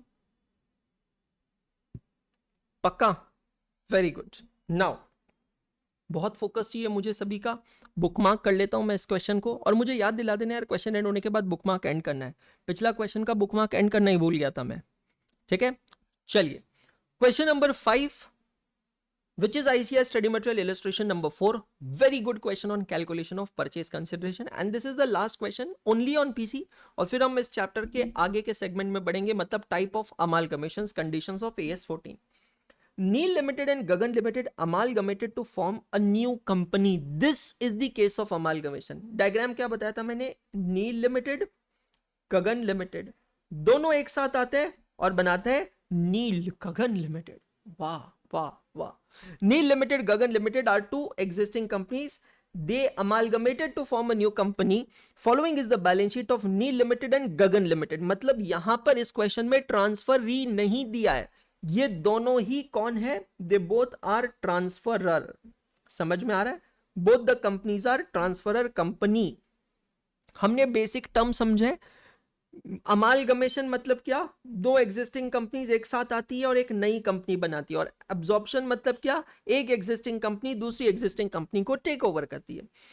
बैलेंस शीट दी गई है। अब यहां से ध्यान रखना दोस्तों, बैलेंस शीट शेड्यूल 3 के फॉर्मेट में होगी। इट गोज विदाउट सेइंग, कभी भी किसी भी कंपनी की बैलेंस शीट बनेगी तो वो शेड्यूल 3 के फॉर्मेट्स में बनेगी, ठीक है? इवन तो हमें इसके ऊपर अलग से चैप्टर पढ़ना है, चैप्टर नंबर 5, लेकिन अच्छी चीज पता है क्या है? यहीं से हम चैप्टर नंबर 5 की शुरुआत भी कर रहे हैं, क्योंकि चैप्टर नंबर 5 जहां पे हमें पूरा शेड्यूल 3 पढ़ना है, एक्चुअली हम यहीं से शेड्यूल 3 को ऑब्जर्व कर रहे हैं। तो बैलेंस शीट हमारे सामने है। Neil limited, Gagan limited, notes to accounts में प्रॉपर्टी प्लांट एंड इक्विपमेंट दिया है। फॉलोइंग एडिशनल इंफॉर्मेशन दी है। The assets of nil limited and Gagan limited are to be revalued as under. तो दोनों एसेट्स, दोनों कंपनी की एसेट्स का रीवैल्यूएशन हो रहा है। प्लांट एंड बिल्डिंग का भी हो रहा है, प्लांट एंड मशीनरी का भी हो रहा है और बिल्डिंग का भी हो रहा है। तो अगर आप देखेंगे दोनों कंपनी के पास, नील के पास और गगन लिमिटेड के पास, दो फिक्स्ड एसेट्स है। एक है लैंड एंड बिल्डिंग, एक है plant and machinery, and they both are getting revalued. The purchase consideration is to be discharged as under. अब यहां से हमें पीसी का कैलकुलेशन मिलेगा। Point number A B C, 3 points लिखे हैं. Now what we are suppose to do in this question, you are required to compute the equity and the preference share issued to Neel Limited and Gagan Limited and calculate the amount of purchase consideration. दो चीजें दोस्तों हमको calculate करना है. सबसे पहले, जैसे अर्जुन को मछली नहीं मछली की आंख दिखाई देती है, वैसे आपको भी इस क्वेश्चन की आंख दिखा देनी चाहिए. सिंपल है. हमारा ऑब्जेक्टिव है यहां पर कैलकुलेट करना है हमें परचेज कंसिडरेशन. और दूसरा, how many shares, equity shares and preference shares are issued to Neel limited and Gagan limited. Possibly ये क्वेश्चन के अंदर ये लिखा होगा कि शायद जो नई कंपनी है वो पुरानी कंपनीज को, मतलब transferee is giving equity shares and preference shares to the transferor companies. कितने कितने शेयर्स देंगे वो कैलकुलेशन आपको यहां पर करना है. ठीक है, तैयार है सभी लोग, फोकस्ड है. नाउ अगर मैं कहूं कि अर्जुन मछली ये सब है कहां, तो अर्जुन और मछली जो है वो आपको मिलेगा यहां से यहां तक. The purchase consideration is to be discharged as under. पूरे क्वेश्चन के अंदर परचेज कंसिडरेशन का कैलकुलेशन हमको यहां पर मिलेगा. ठीक है, क्या कहता है ये पढ़िएगा एक एक कर पॉइंट नंबर ए. ऑलरेडी बुकमार्क में कर रहा हूं, किसी को भी नहीं समझ में आया ये वाला सेगमेंट वापस देख लीजिएगा. लेक्चर नंबर रेफरेंस हर क्वेश्चन के ऊपर आप डाल ही रहे ताकि आपको पता ही रहेगा. ट्रैकर्स भी आप लोगों के पास है, मतलब जितनी इंफॉर्मेशन आपको चाहिए ना आपके पास सब कुछ है. Now issued 24,000 equity share of ₹25 each, fully paid up in proportion of their profitability in the preceding 2 years. मतलब क्या, नई कंपनी जो है ट्रांसफरी कंपनी जिसका नाम नहीं दिया है, बट हम लोग प्रिज्यूम कर लेते हैं आकाश गंगा होगा क्योंकि अभी नील गंगा होगा. ओल्ड कंपनी का नाम है नील लिमिटेड, गगन लिमिटेड. नई कंपनी का पॉसिबली नाम रख देते हैं नील गगन लिमिटेड. तो नई कंपनी जो है वो टोटल 24,000 इक्विटी शेयर्स दे रही है ₹25 each, fully paid up. Fully paid up मतलब पूरी तरह पेड अप है in the proportion of their profitability in the preceding 2 years. तो टोटल 24,000 शेयर्स दे रही है नील लिमिटेड और गगन लिमिटेड को मिला के. अब इंडिविजुअली किसको कितने शेयर्स मिलेंगे, तो वो क्वेश्चन कहता है in the proportion of their profits of the previous 2 years. और पॉइंट नंबर बी में पिछले दोनों सालों का उनका प्रॉफिट दिया गया, नील लिमिटेड का भी गगन का भी. टोटल प्रॉफिट का फिगर अगर आप यहां चेक करेंगे तो आपको मिलेगा टोटल प्रॉफिट का फिगर एज 4,75,000 एंड 5,25,000. तो ये प्रपोर्शन में, इस रेशियो में हमें 24,000 शेयर्स को बांटना है. No problem, no problem. सबसे पहले कितना दिया है और कैसे दिया है. कैसे दिया है हमारे सामने, 24,000 इक्विटी शेयर ₹25 में. कितना दिया है वो भी हमारे सामने. दोस्तों अगर मैं दोनों का मिलाकर परचेज कंसिडरेशन निकालू ना तो आंसर बहुत आसान है, आपको नहीं लगता. देखो सर, 24,000 इक्विटी शेयर्स दिए हैं और एक शेयर है सर जी ₹25 का. मतलब सर जी कुल मिलाकर यहां पर 6 लाख रुपए दिए हैं as purchase consideration by way of equity share. लेकिन मुझे दोनों का मिलाकर नहीं चाहिए, मुझे इंडिविजुअली चाहिए. तो वो मैं कैसे निकालूंगा, आसान है सर. सबसे पहले लिखेंगे ए,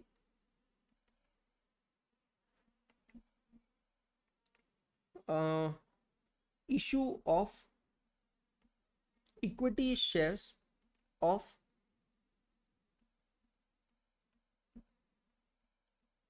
ट्रांसफरी कंपनी. टोटल कितने शेयर्स हैं, नंबर ऑफ शेयर्स निकाल लेते हैं. Number of equity shares question में साफ दिया है 24,000 इक्विटी शेयर्स. ये क्लियर हो गया सबको, एकदम परफेक्टली क्लियर हो गया. अब 24,000 शेयर्स को मुझे नील लिमिटेड और गगन लिमिटेड में बांटना है in the ratio of their profits of the preceding 2 years. तो मुझे पहले इन दोनों का टोटल लेना होगा. तो 4,75,000 प्लस 5,25,000, इन दोनों की टोटल्स होती है 10 लाख रुपीस. तो in this proportion I need to distribute 24,000 shares. कैसे करेंगे, 24,000 shares divided by 10 lakhs multiplied by 4,75,000. और यहां पर आंखें बंद कर लेना क्योंकि तुमसे बर्दाश्त नहीं हो पाएगा जो मैं यहां करने जा रहा हूं.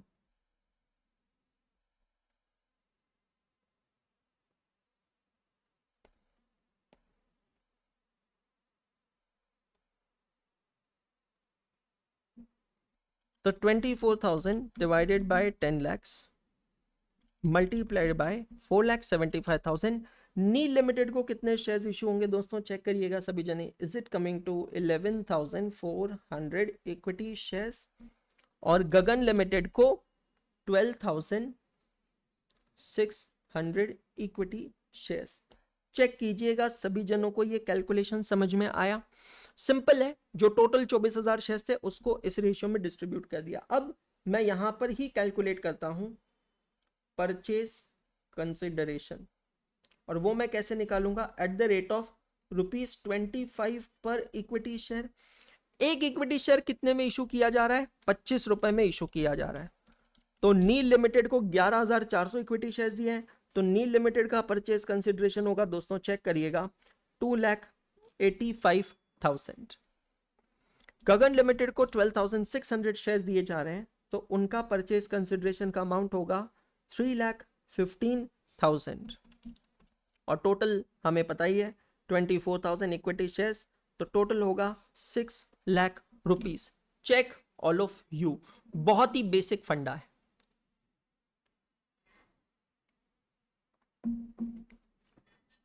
मैं फिर से एक्सप्लेन कर रहा हूं, वापस से सुनिएगा। The new company, the transferee company is issuing total 24,000 equity shares of ₹25. 24,000 equity shares of ₹25 each, fully paid up to the two transferor companies in the ratio of their profits in the last 2 years.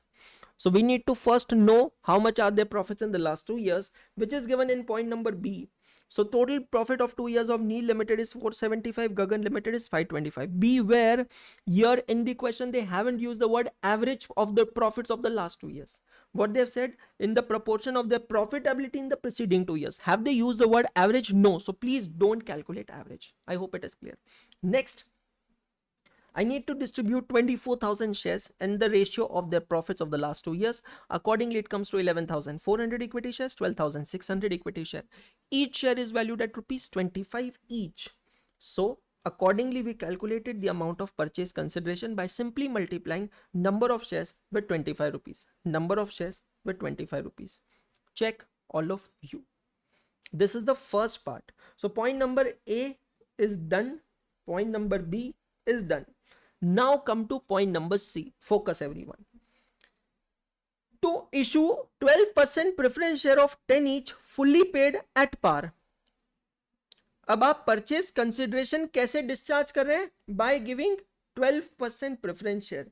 एक line छोड़कर मैं लिखता हूं point number B, issue 12% preference share of transferee company. Okay, it is 10 rupees share at par. Now, important, take out your highlighters and you need to highlight this part. At par, to provide income equivalent to 8% return on the net assets in the business as on 31st March 21 after revaluation of assets of Neel Limited and Gagan Limited. बहुत बढ़िया part है दोस्तों। Equity shares के case में सब कुछ clearly दिया हुआ था, एकदम स्पेसिफिकली क्लियरली दे दिया था कि कितने इक्विटी शेयर्स देने हैं और कैसे डिस्ट्रीब्यूट करना है। लेकिन प्रेफरेंस शेयर्स के केस में ऐसा नहीं दिया है। प्रेफरेंस शेयर के केस में आपको क्या कहा है कि हम लोग नई कंपनी के 12% प्रेफरेंस शेयर्स देंगे, ठीक है, एग्रीड है। कितने के देंगे और कितने देंगे वो दिया नहीं है, वो आपको कैलकुलेट करना होगा। अब वो कैसे करेंगे, ये हाईलाइटेड पार्ट पे फोकस करना। To provide income equivalent to 8% return on net assets in the business as on 31st March 21 after revaluation of assets of Neel Limited and Gagan Limited. मतलब नेट एसेट मॉडल हमको यहां पर use करना पड़ेगा। तो आप यहां पर आकर फिर से 2 लाइंस लिख लीजिए, एक नंबर ऑफ प्रेफरेंस शेयर और दूसरा purchase consideration at the rate of ₹10 पर प्रेफरेंस शेयर। 2 चीजें लिखनी है आपको, नंबर ऑफ प्रेफरेंस शेयर और दूसरा purchase consideration at the rate of ₹10 पर प्रेफरेंस शेयर। क्लियर हो गया, पक्का? और फिर हमको जाकर मिलेगा सी, टोटल परचेज कंसिडरेशन। अब ये स्टेटमेंट को क्लोज करके ना हमें नीचे बनाना पड़ेगा एक वर्किंग नोट। स्टेटमेंट को क्लोज करिए और नीचे बनाते हैं एक वर्किंग नोट। बहुत सिस्टमैटिकली समझा रहा हूं, इतनी सिस्टमैटिकली आपको समझना है। वर्किंग नोट किस चीज का बनेगा समझना। ये कहते हैं कि transferee company will issue 12% preference share of 10 each fully paid पर कितने, to provide income equivalent to मतलब equal to 8% return on net assets. शब्दों को मैं ब्रेक करता हूं। सबसे पहले 8% रिटर्न, 8% रिटर्न किस पे चाहिए, नेट एसेट्स पे चाहिए। तो मुझे निकालनी पड़ेगी कंपनी की नेट एसेट्स। नेट एसेट्स का मतलब होता है एसेट्स माइनस लायबिलिटीज।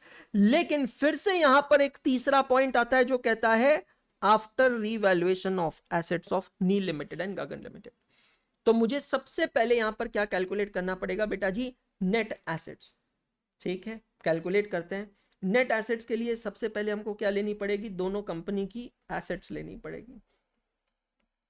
एसेट्स हमारे पास में क्या है, अगर आप बैलेंस शीट चेक करते हैं, छोटी सी निक्कू सी प्यारी सी बैलेंस शीट है। बैलेंस शीट में है प्रॉपर्टी प्लांट एंड इक्विपमेंट जिसका नोट दिया है नंबर 1, और नोट नंबर 1 में आपके पास दो एसेट्स है, land and building, plant and machinery. चलिए इसको लिख लेते हैं यहां पर, land and building,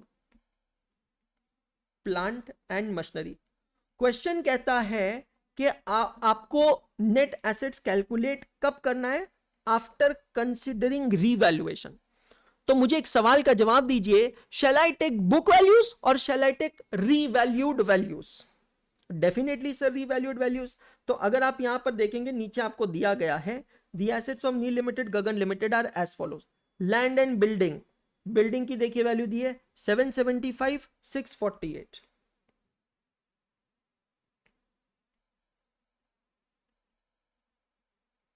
$775 648,000। Building, land and building हो गया। प्लांट एंड मशीनरी की रीवैल्यूड फिगर्स पिकअप कर लीजिए, 525 675, 5,25,000 6,75,000। चेक करिएगा, 5,25,000 6,75,000। ठीक है, और चेक करिए बैलेंस शीट में एसेट्स में क्या है। सर एक तो नॉन करंट एसेट्स थी जिसके अंदर ये दो एसेट्स थी जो हम कंसिडर कर चुके हैं, उसके अलावा सर है करंट एसेट्स। ठीक है सर, अब हम यहां पर ले लेते हैं करंट एसेट्स। करंट एसेट्स है 163,500 और 158,600। 163,500 और 158,600, ये हो गई हमारी वैल्यू ऑफ करंट एसेट। तो अब यहां से हमें मिलेगी total assets. Please understand, net assets और टोटल एसेट्स में डिफरेंस होता है ना। नेट एसेट्स मतलब assets minus outsider liability. Liability जब मैं कहता हूं उसका मतलब है आउटसाइडर।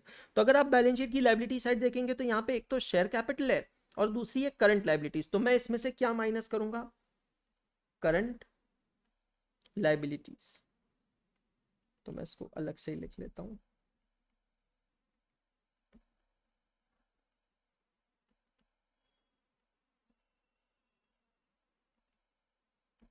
करंट लायबिलिटीज है 623,500। अगर रीवैल्यूएशन होता था तो हम रीवैल्यूड फिगर्स लेते थे, है ना। क्योंकि रीवैल्यूड फिगर्स नहीं है तो बुक वैल्यूज आर रीवैल्यूड 557,600। और अब दोस्तों जब मैं कैलकुलेशन करूंगा तब जाकर मुझे पता चलेगा how much is the value of my net assets.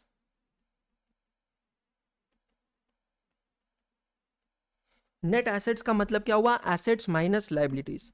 7,75,000, 5,25,000, 163,500 minus 6,23,500।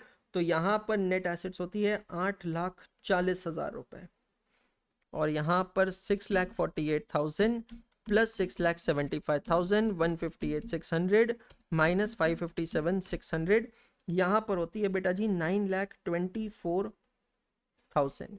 Check all of you, 9,24,000। यहां तक सबको क्लियर हुआ क्या। अब मैं वो सेंटेंस को वापस उसका पोस्टमार्टम करता हूं, ब्रेक डाउन करता हूं जिसको हमने हाईलाइट किया है। हमें कितने के इक्विटी शेयर्स देने to provide income equivalent to 8% return on net assets. क्या हमने नेट एसेट्स कैलकुलेट कर लिए? हाँ जी सर, बिल्कुल कर लिए। अब हमें क्या करना पड़ेगा, ये जो नेट एसेट्स निकाली है ना, इस पे हमें एक्सपेक्टेड रिटर्न कैलकुलेट करना है एट द रेट ऑफ 8%। मतलब वो चाहते हैं कि उनको पहले कितनी इनकम होती थी उतनी इनकम अब होती रहे। तो पहले कितनी इनकम होती थी? They expect a return of 8% on the net assets. No problem, we will calculate 73,920 67,200। Check all of. तो वो लोग क्या चाहते हैं दोस्तों कि इतना रिटर्न उनको फ्यूचर में मिलता रहे। लेकिन इतना रिटर्न उनको फ्यूचर में कब मिलेगा और कैसे मिलेगा? दोस्तों हम जो प्रेफरेंस शेयर्स दे रहे हैं ना, वो प्रेफरेंस शेयर्स है 12% के प्रेफरेंस शेयर्स। तो अगर 12% का प्रेफरेंस शेयर है तो 12% के हिसाब से उनको इतना रिटर्न मिलना चाहिए। मतलब क्या, समझ लेना, दुर्घटना से देर भली। अगर दोस्तों मैं 100 रुपए का प्रेफरेंस शेयर इशू करता हूं, फेस वैल्यू पर प्रेफरेंस शेयर इज ₹100, तो उनको डिविडेंड कितना मिलेगा? 12 रुपए का। अगर मैं 100 रुपए का प्रेफरेंस शेयर इशू करता हूं तो डिविडेंड मिलेगा 12 रुपए का। मैं चाहता हूं, या नील लिमिटेड के शेयर होल्डर चाहते हैं कि after getting preference share they should continue to earn an expected return of 67,200। तो दोस्तों उसके लिए उनको कितने के शेयर्स मिलने चाहिए? 67,200 into 100 divided by 12, cross multiply कर लीजिएगा। 67,200 इंटू 100 डिवाइडेड बाय 12, तो आंसर मिलेगा आपको 5,60,000 रुपए के। चेक करिएगा। So amount of 12% preference shares to be given. कितने के प्रेफरेंस शेयर्स देने पड़ेंगे दोस्तों हमें? 5,60,000 के। लॉजिकली समझना, मतलब नील लिमिटेड जब हमारी कंपनी बन जाएगी और हम हमारी कंपनी के 5,60,000 के 5,60,000 के प्रेफरेंस शेयर्स देंगे दोस्तों, तो उन प्रेफरेंस शेयर्स पे 12% के हिसाब से हर साल डिविडेंड इनकम होगी 67,200, जो इनकी एक्सपेक्टेशन से मैच कर रही है। क्वेश्चन सिंपल है। क्वेश्चन क्या कहता है? आप इमेजिन करिए हम आमने सामने बैठ के बात कर रहे हैं, हम सिंपल सी चीज कह रहे हैं, भैया अमालगमेशन तब होगा जब अभी मैं जितना कमा रहा हूं, जितना मेरा एक्सपेक्टेड रिटर्न है, वो आप मुझे मैच कर दोगे। तो मैंने पूछा एक्सपेक्टेड रिटर्न आपका कितना है? तो आप कहते हैं एक्सपेक्टेड रिटर्न सिंपल है, मेरी जो नेट एसेट्स है ना आफ्टर रिवैल्यूएशन, उसका 8% ये मेरी एक्सपेक्टेशन है। तो आपने जो कहा मैंने उसकी वर्किंग बना ली, आपकी नेट एसेट्स मैंने निकाल ली, कंसिडरिंग रिवैल्यूएशन वो आ गई 8,40,000 रुपए। फिर 8,40,000 पे आपको 8% रिटर्न एक्सपेक्टेड है, मतलब आप चाहते हैं आपको 67,200 का रिटर्न मिले, बराबर है। तो अब मुझे आपको हर साल 67,200 का रिटर्न पास ऑन करना है एट द रेट ऑफ 12%, क्योंकि मेरा जो प्रेफरेंस शेयर मैं आपको दे रहा हूं उस पे डिविडेंड आपको कितने परसेंट से मिल रहा है? 12% से मिल रहा है। तो 5,60,000 इस तरीके से कि 12% का रिटर्न आपको मिल जाए, मतलब आपको 5,60,000 के शेयर्स दूंगा मैं। समझ में आया? ये तो हो गया अमाउंट। अब मैं कैलकुलेट करता हूं number of preference shares. Number of preference share कैसे होंगे? एक शेयर 10 रुपए का है तो 56,000 प्रेफरेंस शेयर्स। चेक कीजिएगा। अब सिमिलरली क्या आप मुझे गगन लिमिटेड की ये फिगर्स दे सकते हैं कि गगन लिमिटेड को कितने के शेयर्स देने पड़ेंगे?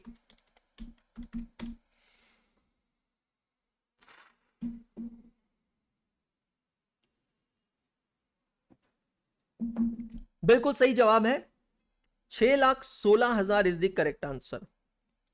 और नंबर ऑफ शेयर्स है 61,600 प्रेफरेंस शेयर्स। बहुत बढ़िया, अमेजिंग। कैसे आया? जिसको नहीं समझ में आया फोकस करिएगा। यही वाला गणित, यही वाला कैलकुलेशन गगन के लिए।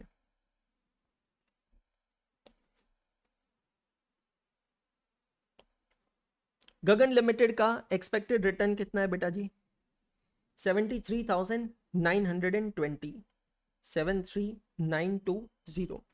अब क्रॉस मल्टीप्लाई करेंगे 73920 multiplied by 100 divided by 12, that comes to rupees 6,16,000.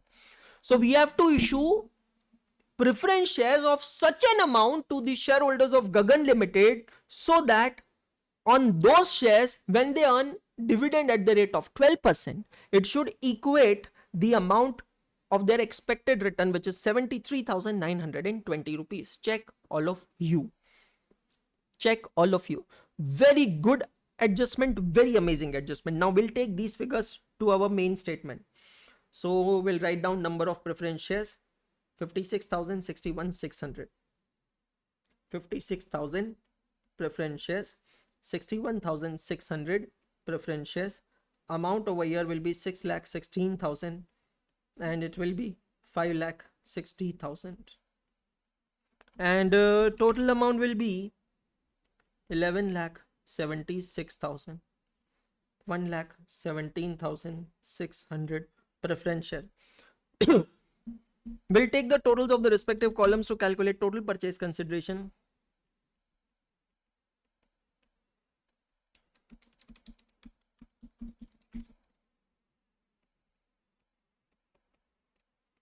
जितनी भी इंफॉर्मेशन हमें चाहिए थी ना दोस्तों, सारी इंफॉर्मेशन अब हमारे पास अवेलेबल है. तो अगर हमसे कोई पूछता है सिर्फ नील लिमिटेड का टोटल परचेज कंसिडरेशन क्या है, हमारे पास आंसर है 8,45,000. सिर्फ गगन लिमिटेड का टोटल परचेज कंसिडरेशन क्या है, हमारे पास आंसर है 9,31,000. अगर हमसे कोई पूछता है दोनों कंपनीज का मिलाकर टोटल परचेज कंसिडरेशन, क्योंकि जो ट्रांसफर ही है भाई साहब वो तो अच्छी खासी शॉपिंग करके आए, तो उसको कितना है, वो है 17,76,000. कितने इक्विटी शेयर्स इशू किए, हमारे पास आंसर है. कितने प्रेफरेंस शेयर्स इशू किए, हमारे पास आंसर है. I mean we have answer of every single question. Check all of you. Bookmark को मैंने यहां कर दिया है बंद. Question number 5, calculation of purchase consideration. Tracker में भी मैं इस क्वेश्चन को वेरी इंपॉर्टेंट क्वेश्चन मार्क कर रहा हूं. Very good question rather I should से. इंपॉर्टेंट क्वेश्चन की जगह इंपॉर्टेंट तो क्या ही है, पर अच्छा है. मतलब every single time whenever you will revise this topic, if you solve this question, it will really be a brainstorming for you. Check all of you. इतनी सिस्टमैटिकली हमने स्टेटमेंट बनाया, इतनी सिस्टमैटिकली हमने प्रेजेंट किया. ठीक है, आपको मैं हमेशा कहता हूं डेटा बहुत इंपॉर्टेंट होता है. आप चाहें तो यहां पर डेटा लिख सकते हैं. ये क्वेश्चन को आज हमने पहली बार सॉल्व किया है ना. आई डोंट नो आप लोग कहीं लिख रहे हैं क्या, मैंने हमेशा आपको बताया जैसे आज आप पहली बार लिख रहे हैं तो सिर्फ लिख के रखें फर्स्ट टाइम. आज की डेट यहाँ पे लिख ले 30 अगस्त 2024 और आपको तकरीबन 24 मिनट लगे हैं ये क्वेश्चन आज करने में, क्योंकि आज तो आपने समझ के किया है ना. I am very sure, pretty sure कि आप 8 से 9 मिनट में क्वेश्चन को कर लेंगे. 2-3 बार प्रैक्टिस करेंगे ना, 8 से 9 मिनट में आप कर लेंगे ये क्वेश्चन को. 8 to 9 minutes is enough.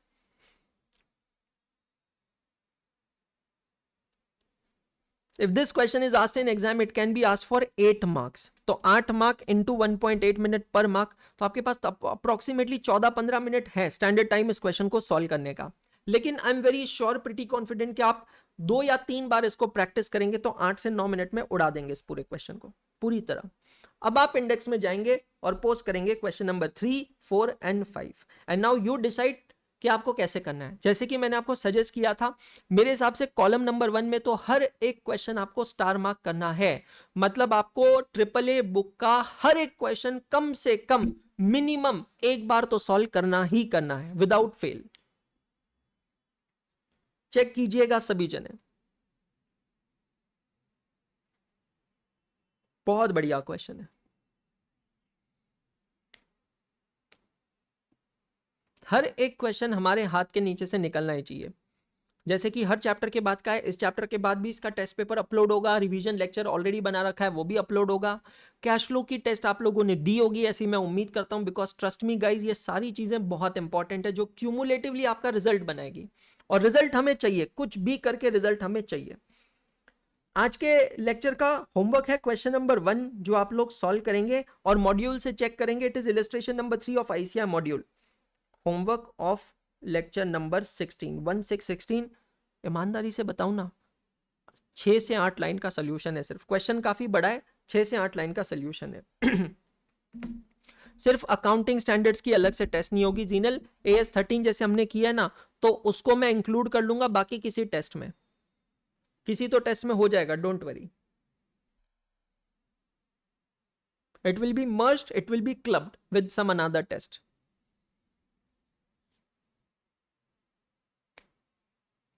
Done all of you? हाँ जी, anyone who wish to talk?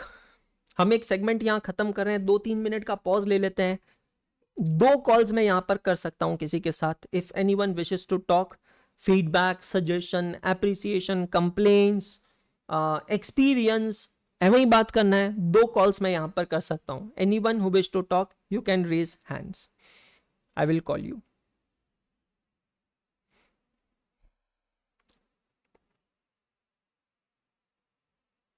मजा आ रहा है सबको? पक्का? It's very interesting. अब मैं यहां पर एक टिप शेयर करता हूं आपके साथ, मेरी बात ध्यान से सुनिएगा.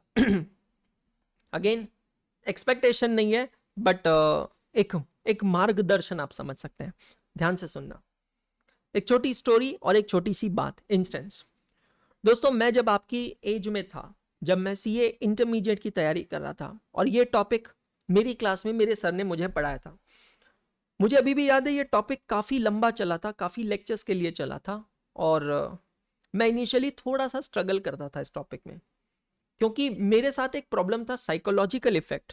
और साइकोलॉजिकल इफेक्ट मतलब ये कि ये टॉपिक में number of questions, number of lectures, volume, ये सब देखकर मेरी फट गई थी भाई कि बहुत बड़ा टॉपिक है. और मैंने पहले ही दिन एक मेरा माइंडसेट बन गया था कि यार मुझसे टॉपिक नहीं होगा, बहुत डिफिकल्ट टॉपिक है, सो कॉल्ड. ठीक है, फिर ये सर ने करवाया, मैं क्लास के साथ करता गया, और हमें टाइम नहीं मिलता था क्योंकि हमारी आर्टिकलशिप चलती थी क्लासेस के साथ साथ.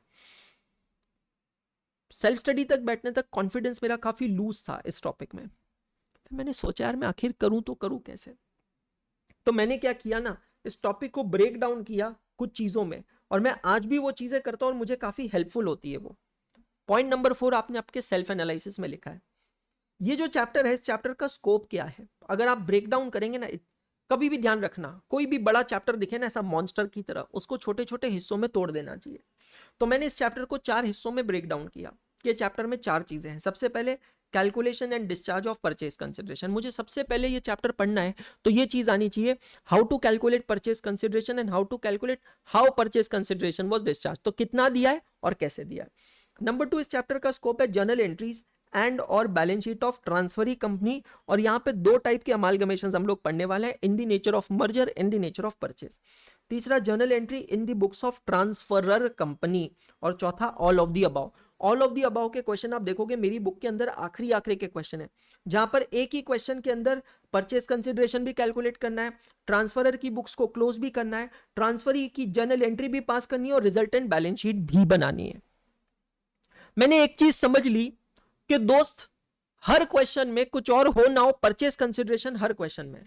तो मुझे क्या लगा कि यार ये एक ऐसी चीज है जो मुझे आनी ही आनी चाहिए. परचेज कंसिडरेशन का कैलकुलेशन तो दोस्त कुछ भी कर कर बनना ही चाहिए. तो वो कैसे बनेगा समझ नहीं आ रहा था. तो मैंने दिमाग चलाया कि आखिर मैं परचेज कंसिडरेशन को कैसे टैकल करूं, कैसे हैंडल करूं. फिर मैंने पता एक आइडिया लगाया.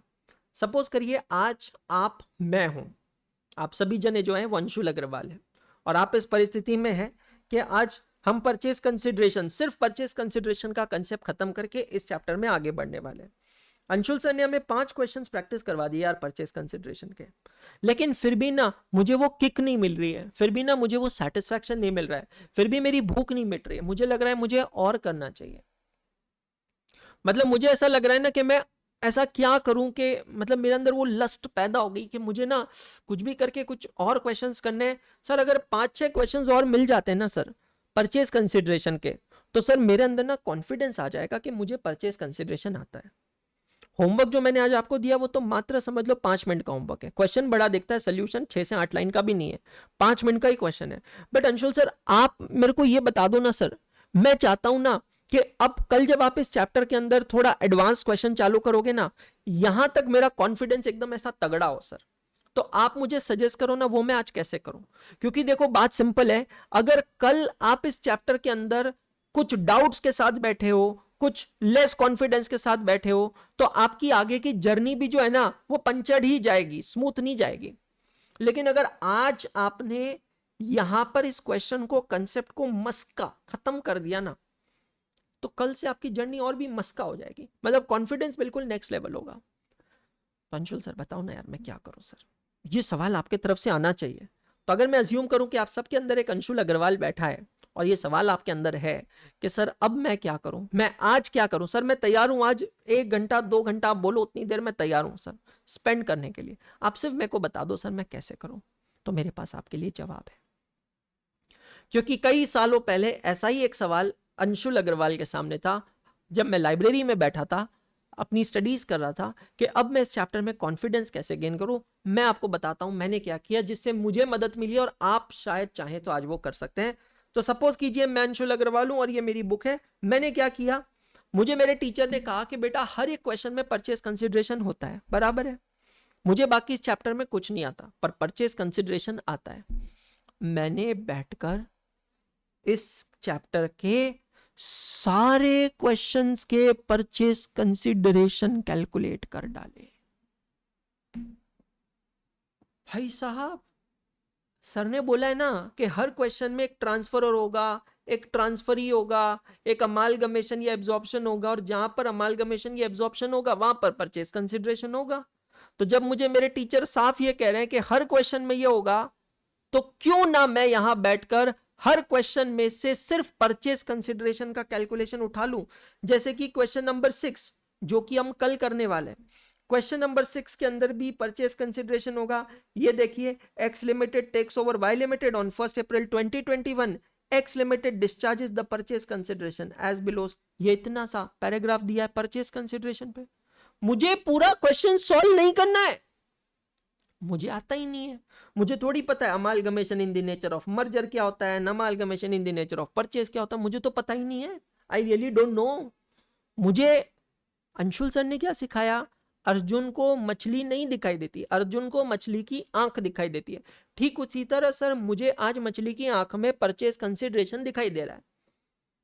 चलो माना मैंने आज सारे क्वेश्चंस नहीं किए, 5-6 क्वेश्चंस के भी अगर पीसी मैंने निकाल लिए जो कि मॉड्यूल के क्वेश्चन है जिसका सोल्यूशन मेरे पास है, तो सर कल सुबह की क्लास में जब मैं बैठूंगा ना सर लेक्चर नंबर 17 में, सर मेरा ना कॉन्फिडेंस लेवल ही एकदम अजीब होगा, नेक्स्ट लेवल होगा सर।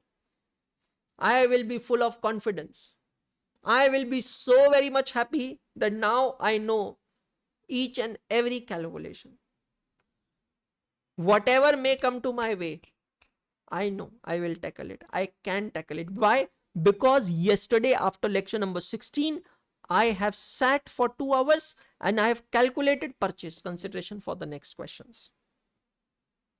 कुछ नहीं करना है, रफ बुक में बैठ जाओ, फटाक से कैलकुलेट कर लो, कोई फॉर्मेट नहीं बनाइएगा, कुछ नहीं, फटाक से बैठकर सॉल्व करने का, खत्म। हार्डली कुछ टाइम लगेगा दोस्त, हार्डली कुछ time. Question number 6, question number 7 में आप देखो आईसीआई मॉड्यूल का इलस्ट्रेशन नंबर 11 है, at least you can do it for 5 to 6 questions of ICI module. आप यहां पर देखोगे, ये देखो, B limited acquired the business of A limited following scheme of merger was approved. ठीक है, अब ये मर्जर की स्कीम के अंदर ये सारे ट्रांजेक्शन दे दिए, परचेज कंसिडर। भाई मैं कह रहा हूं इसका फायदा ही है, नुकसान नहीं है। ये एक्टिविटी अगर आज आप करते हैं तो इससे आपको एडिशनल गेन ही होगा, लॉस नहीं होगा। मॉड्यूल का इलस्ट्रेशन नंबर 9 जो कि ओल्ड सिलेबस के May 23 आरटीपी का क्वेश्चन रह चुका है। ये देखिए, property plant and equipment of both the companies are revalued above book value, ऐसा ऐसा ऐसा सारी चीजें यहां पर दी है। ये देखिए क्वेश्चन नंबर 11 मॉड्यूल का, assets and liabilities of both the companies were taken over by new company at their book values. The companies were allotted equity share of 100 each in lieu of purchase consideration amounting to rupees 30 lakh. अरे sir यहाँ तो है क्या, purchase consideration का figure ही direct दिया 30 लाख रुपए। ये हाय hurray, मैंने क्वेश्चन नंबर 9 का पीसी निकाल लिया मैंने निकाल लिया, कैसे निकाल लिया, हर दिया वही तो 30 लाख रुपए निकाला क्या भाई, समझ रहे हो आप? मतलब आपको ये समझना है एटीट्यूड क्या है, वो एटीट्यूड रखना पड़ेगा, वो हंगर अपने अंदर रखनी पड़ेगी, वो भूख अपने अंदर रखनी पड़ेगी कि मुझे ना आज बैठकर ये सब उड़ा देना है, खत्म कर देना है। अगर आज मैं बैठकर इतना एक्स्ट्रा एफर्ट मार लेता हूं, मेहनत मार लेता हूं, मेरा काम हो जाएगा। हमेशा ध्यान रखना मेरे दोस्त, success is not made from one single day of hard work, success is made up of every single day of hard work. ये छोटी छोटी टिप्स, ये छोटी छोटी ट्रिक्स जो हर रोज मैं आपके साथ शेयर करता जा रहा हूं, ये टिप्स और ट्रिक्स आपको रिजल्ट देगी, ये समझना है। अगर आप इसको फॉलो करते गए whole heartedly, trust me guys, result आएगा। मेहनत करोगे निश्चित रिजल्ट आएगा, मेहनत तो करनी पड़ेगी। अब इसको एंजॉय करना है, इसको रिग्रेट नहीं करना है कि अल्लाह मैं ऐसा क्यों करूं, क्या करूं, ठीक है। तो देखिए 4 पॉइंट्स मैं यहां पर आपको एक्सप्लेन कर चुका हूं। अमालगमेशन इंक्लूड्स अब्जॉर्प्शन, पीसी का पॉइंट है, ये भी पीसी का पॉइंट है। इस चैप्टर का स्कोप आपको आज मोटा मोटी समझ में आ गया होगा, करेक्ट। कॉर्पोरेट लॉ का क्लास नहीं हो रहा है सर, मुझे भी नहीं पता क्यों नहीं हो रहा है, मैं एक बार पूछ लेता हूं सर से मैसेज डाल के।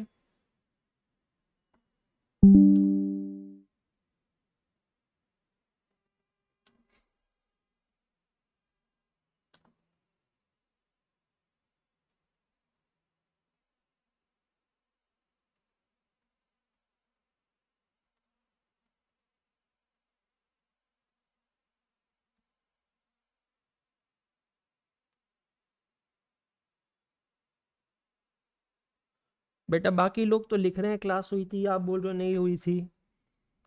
जोशी जी, नींबू का सप्लाई बढ़ाओ क्लास में।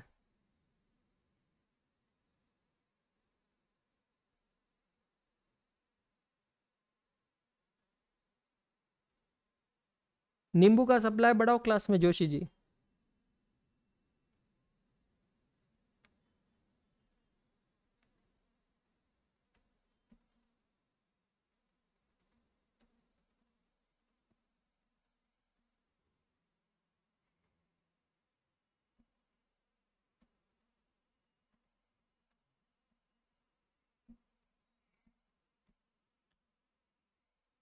ठीक है, चलिए अब मेरी बात ध्यान से सुनो, मेरी बात ध्यान से सुनो। क्वेश्चन नंबर 1 आपका होमवर्क है, जिसके लिए आपको हार्डली 6 से 8 लाइंस लगेगी। बाकी जो भी परचेज कंसिडरेशन कैलकुलेट करना चाहे वो लोग रफ बुक में करेंगे, मेन बुक में नहीं करेंगे, ठीक है। अब समझना, अब आप अपने रजिस्टर्स में आएंगे और ये कुछ लिखने वाला काम आप लोगों को करना है, जो आप आज लिखेंगे। पॉज करेंगे और लिखेंगे, जैसे हम हमेशा करते हैं ना, आप सिंपली पॉज करते हैं और लिखते हैं। मैंने आपके ड्राइव में ये डाला था क्या, वैसे बता देता हूँ, 1 मिनट।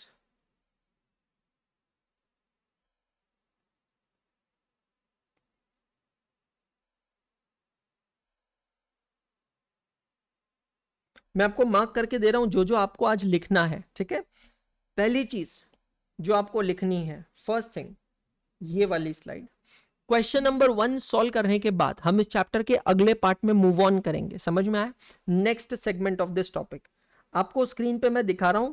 क्लास खत्म होने के बाद राइटिंग वर्क ये करना है, कंपलसरी है, मैंडेटरी है। नहीं करोगे कल की क्लास में कुछ समझ में नहीं आएगा, अभी बता रहा हूं।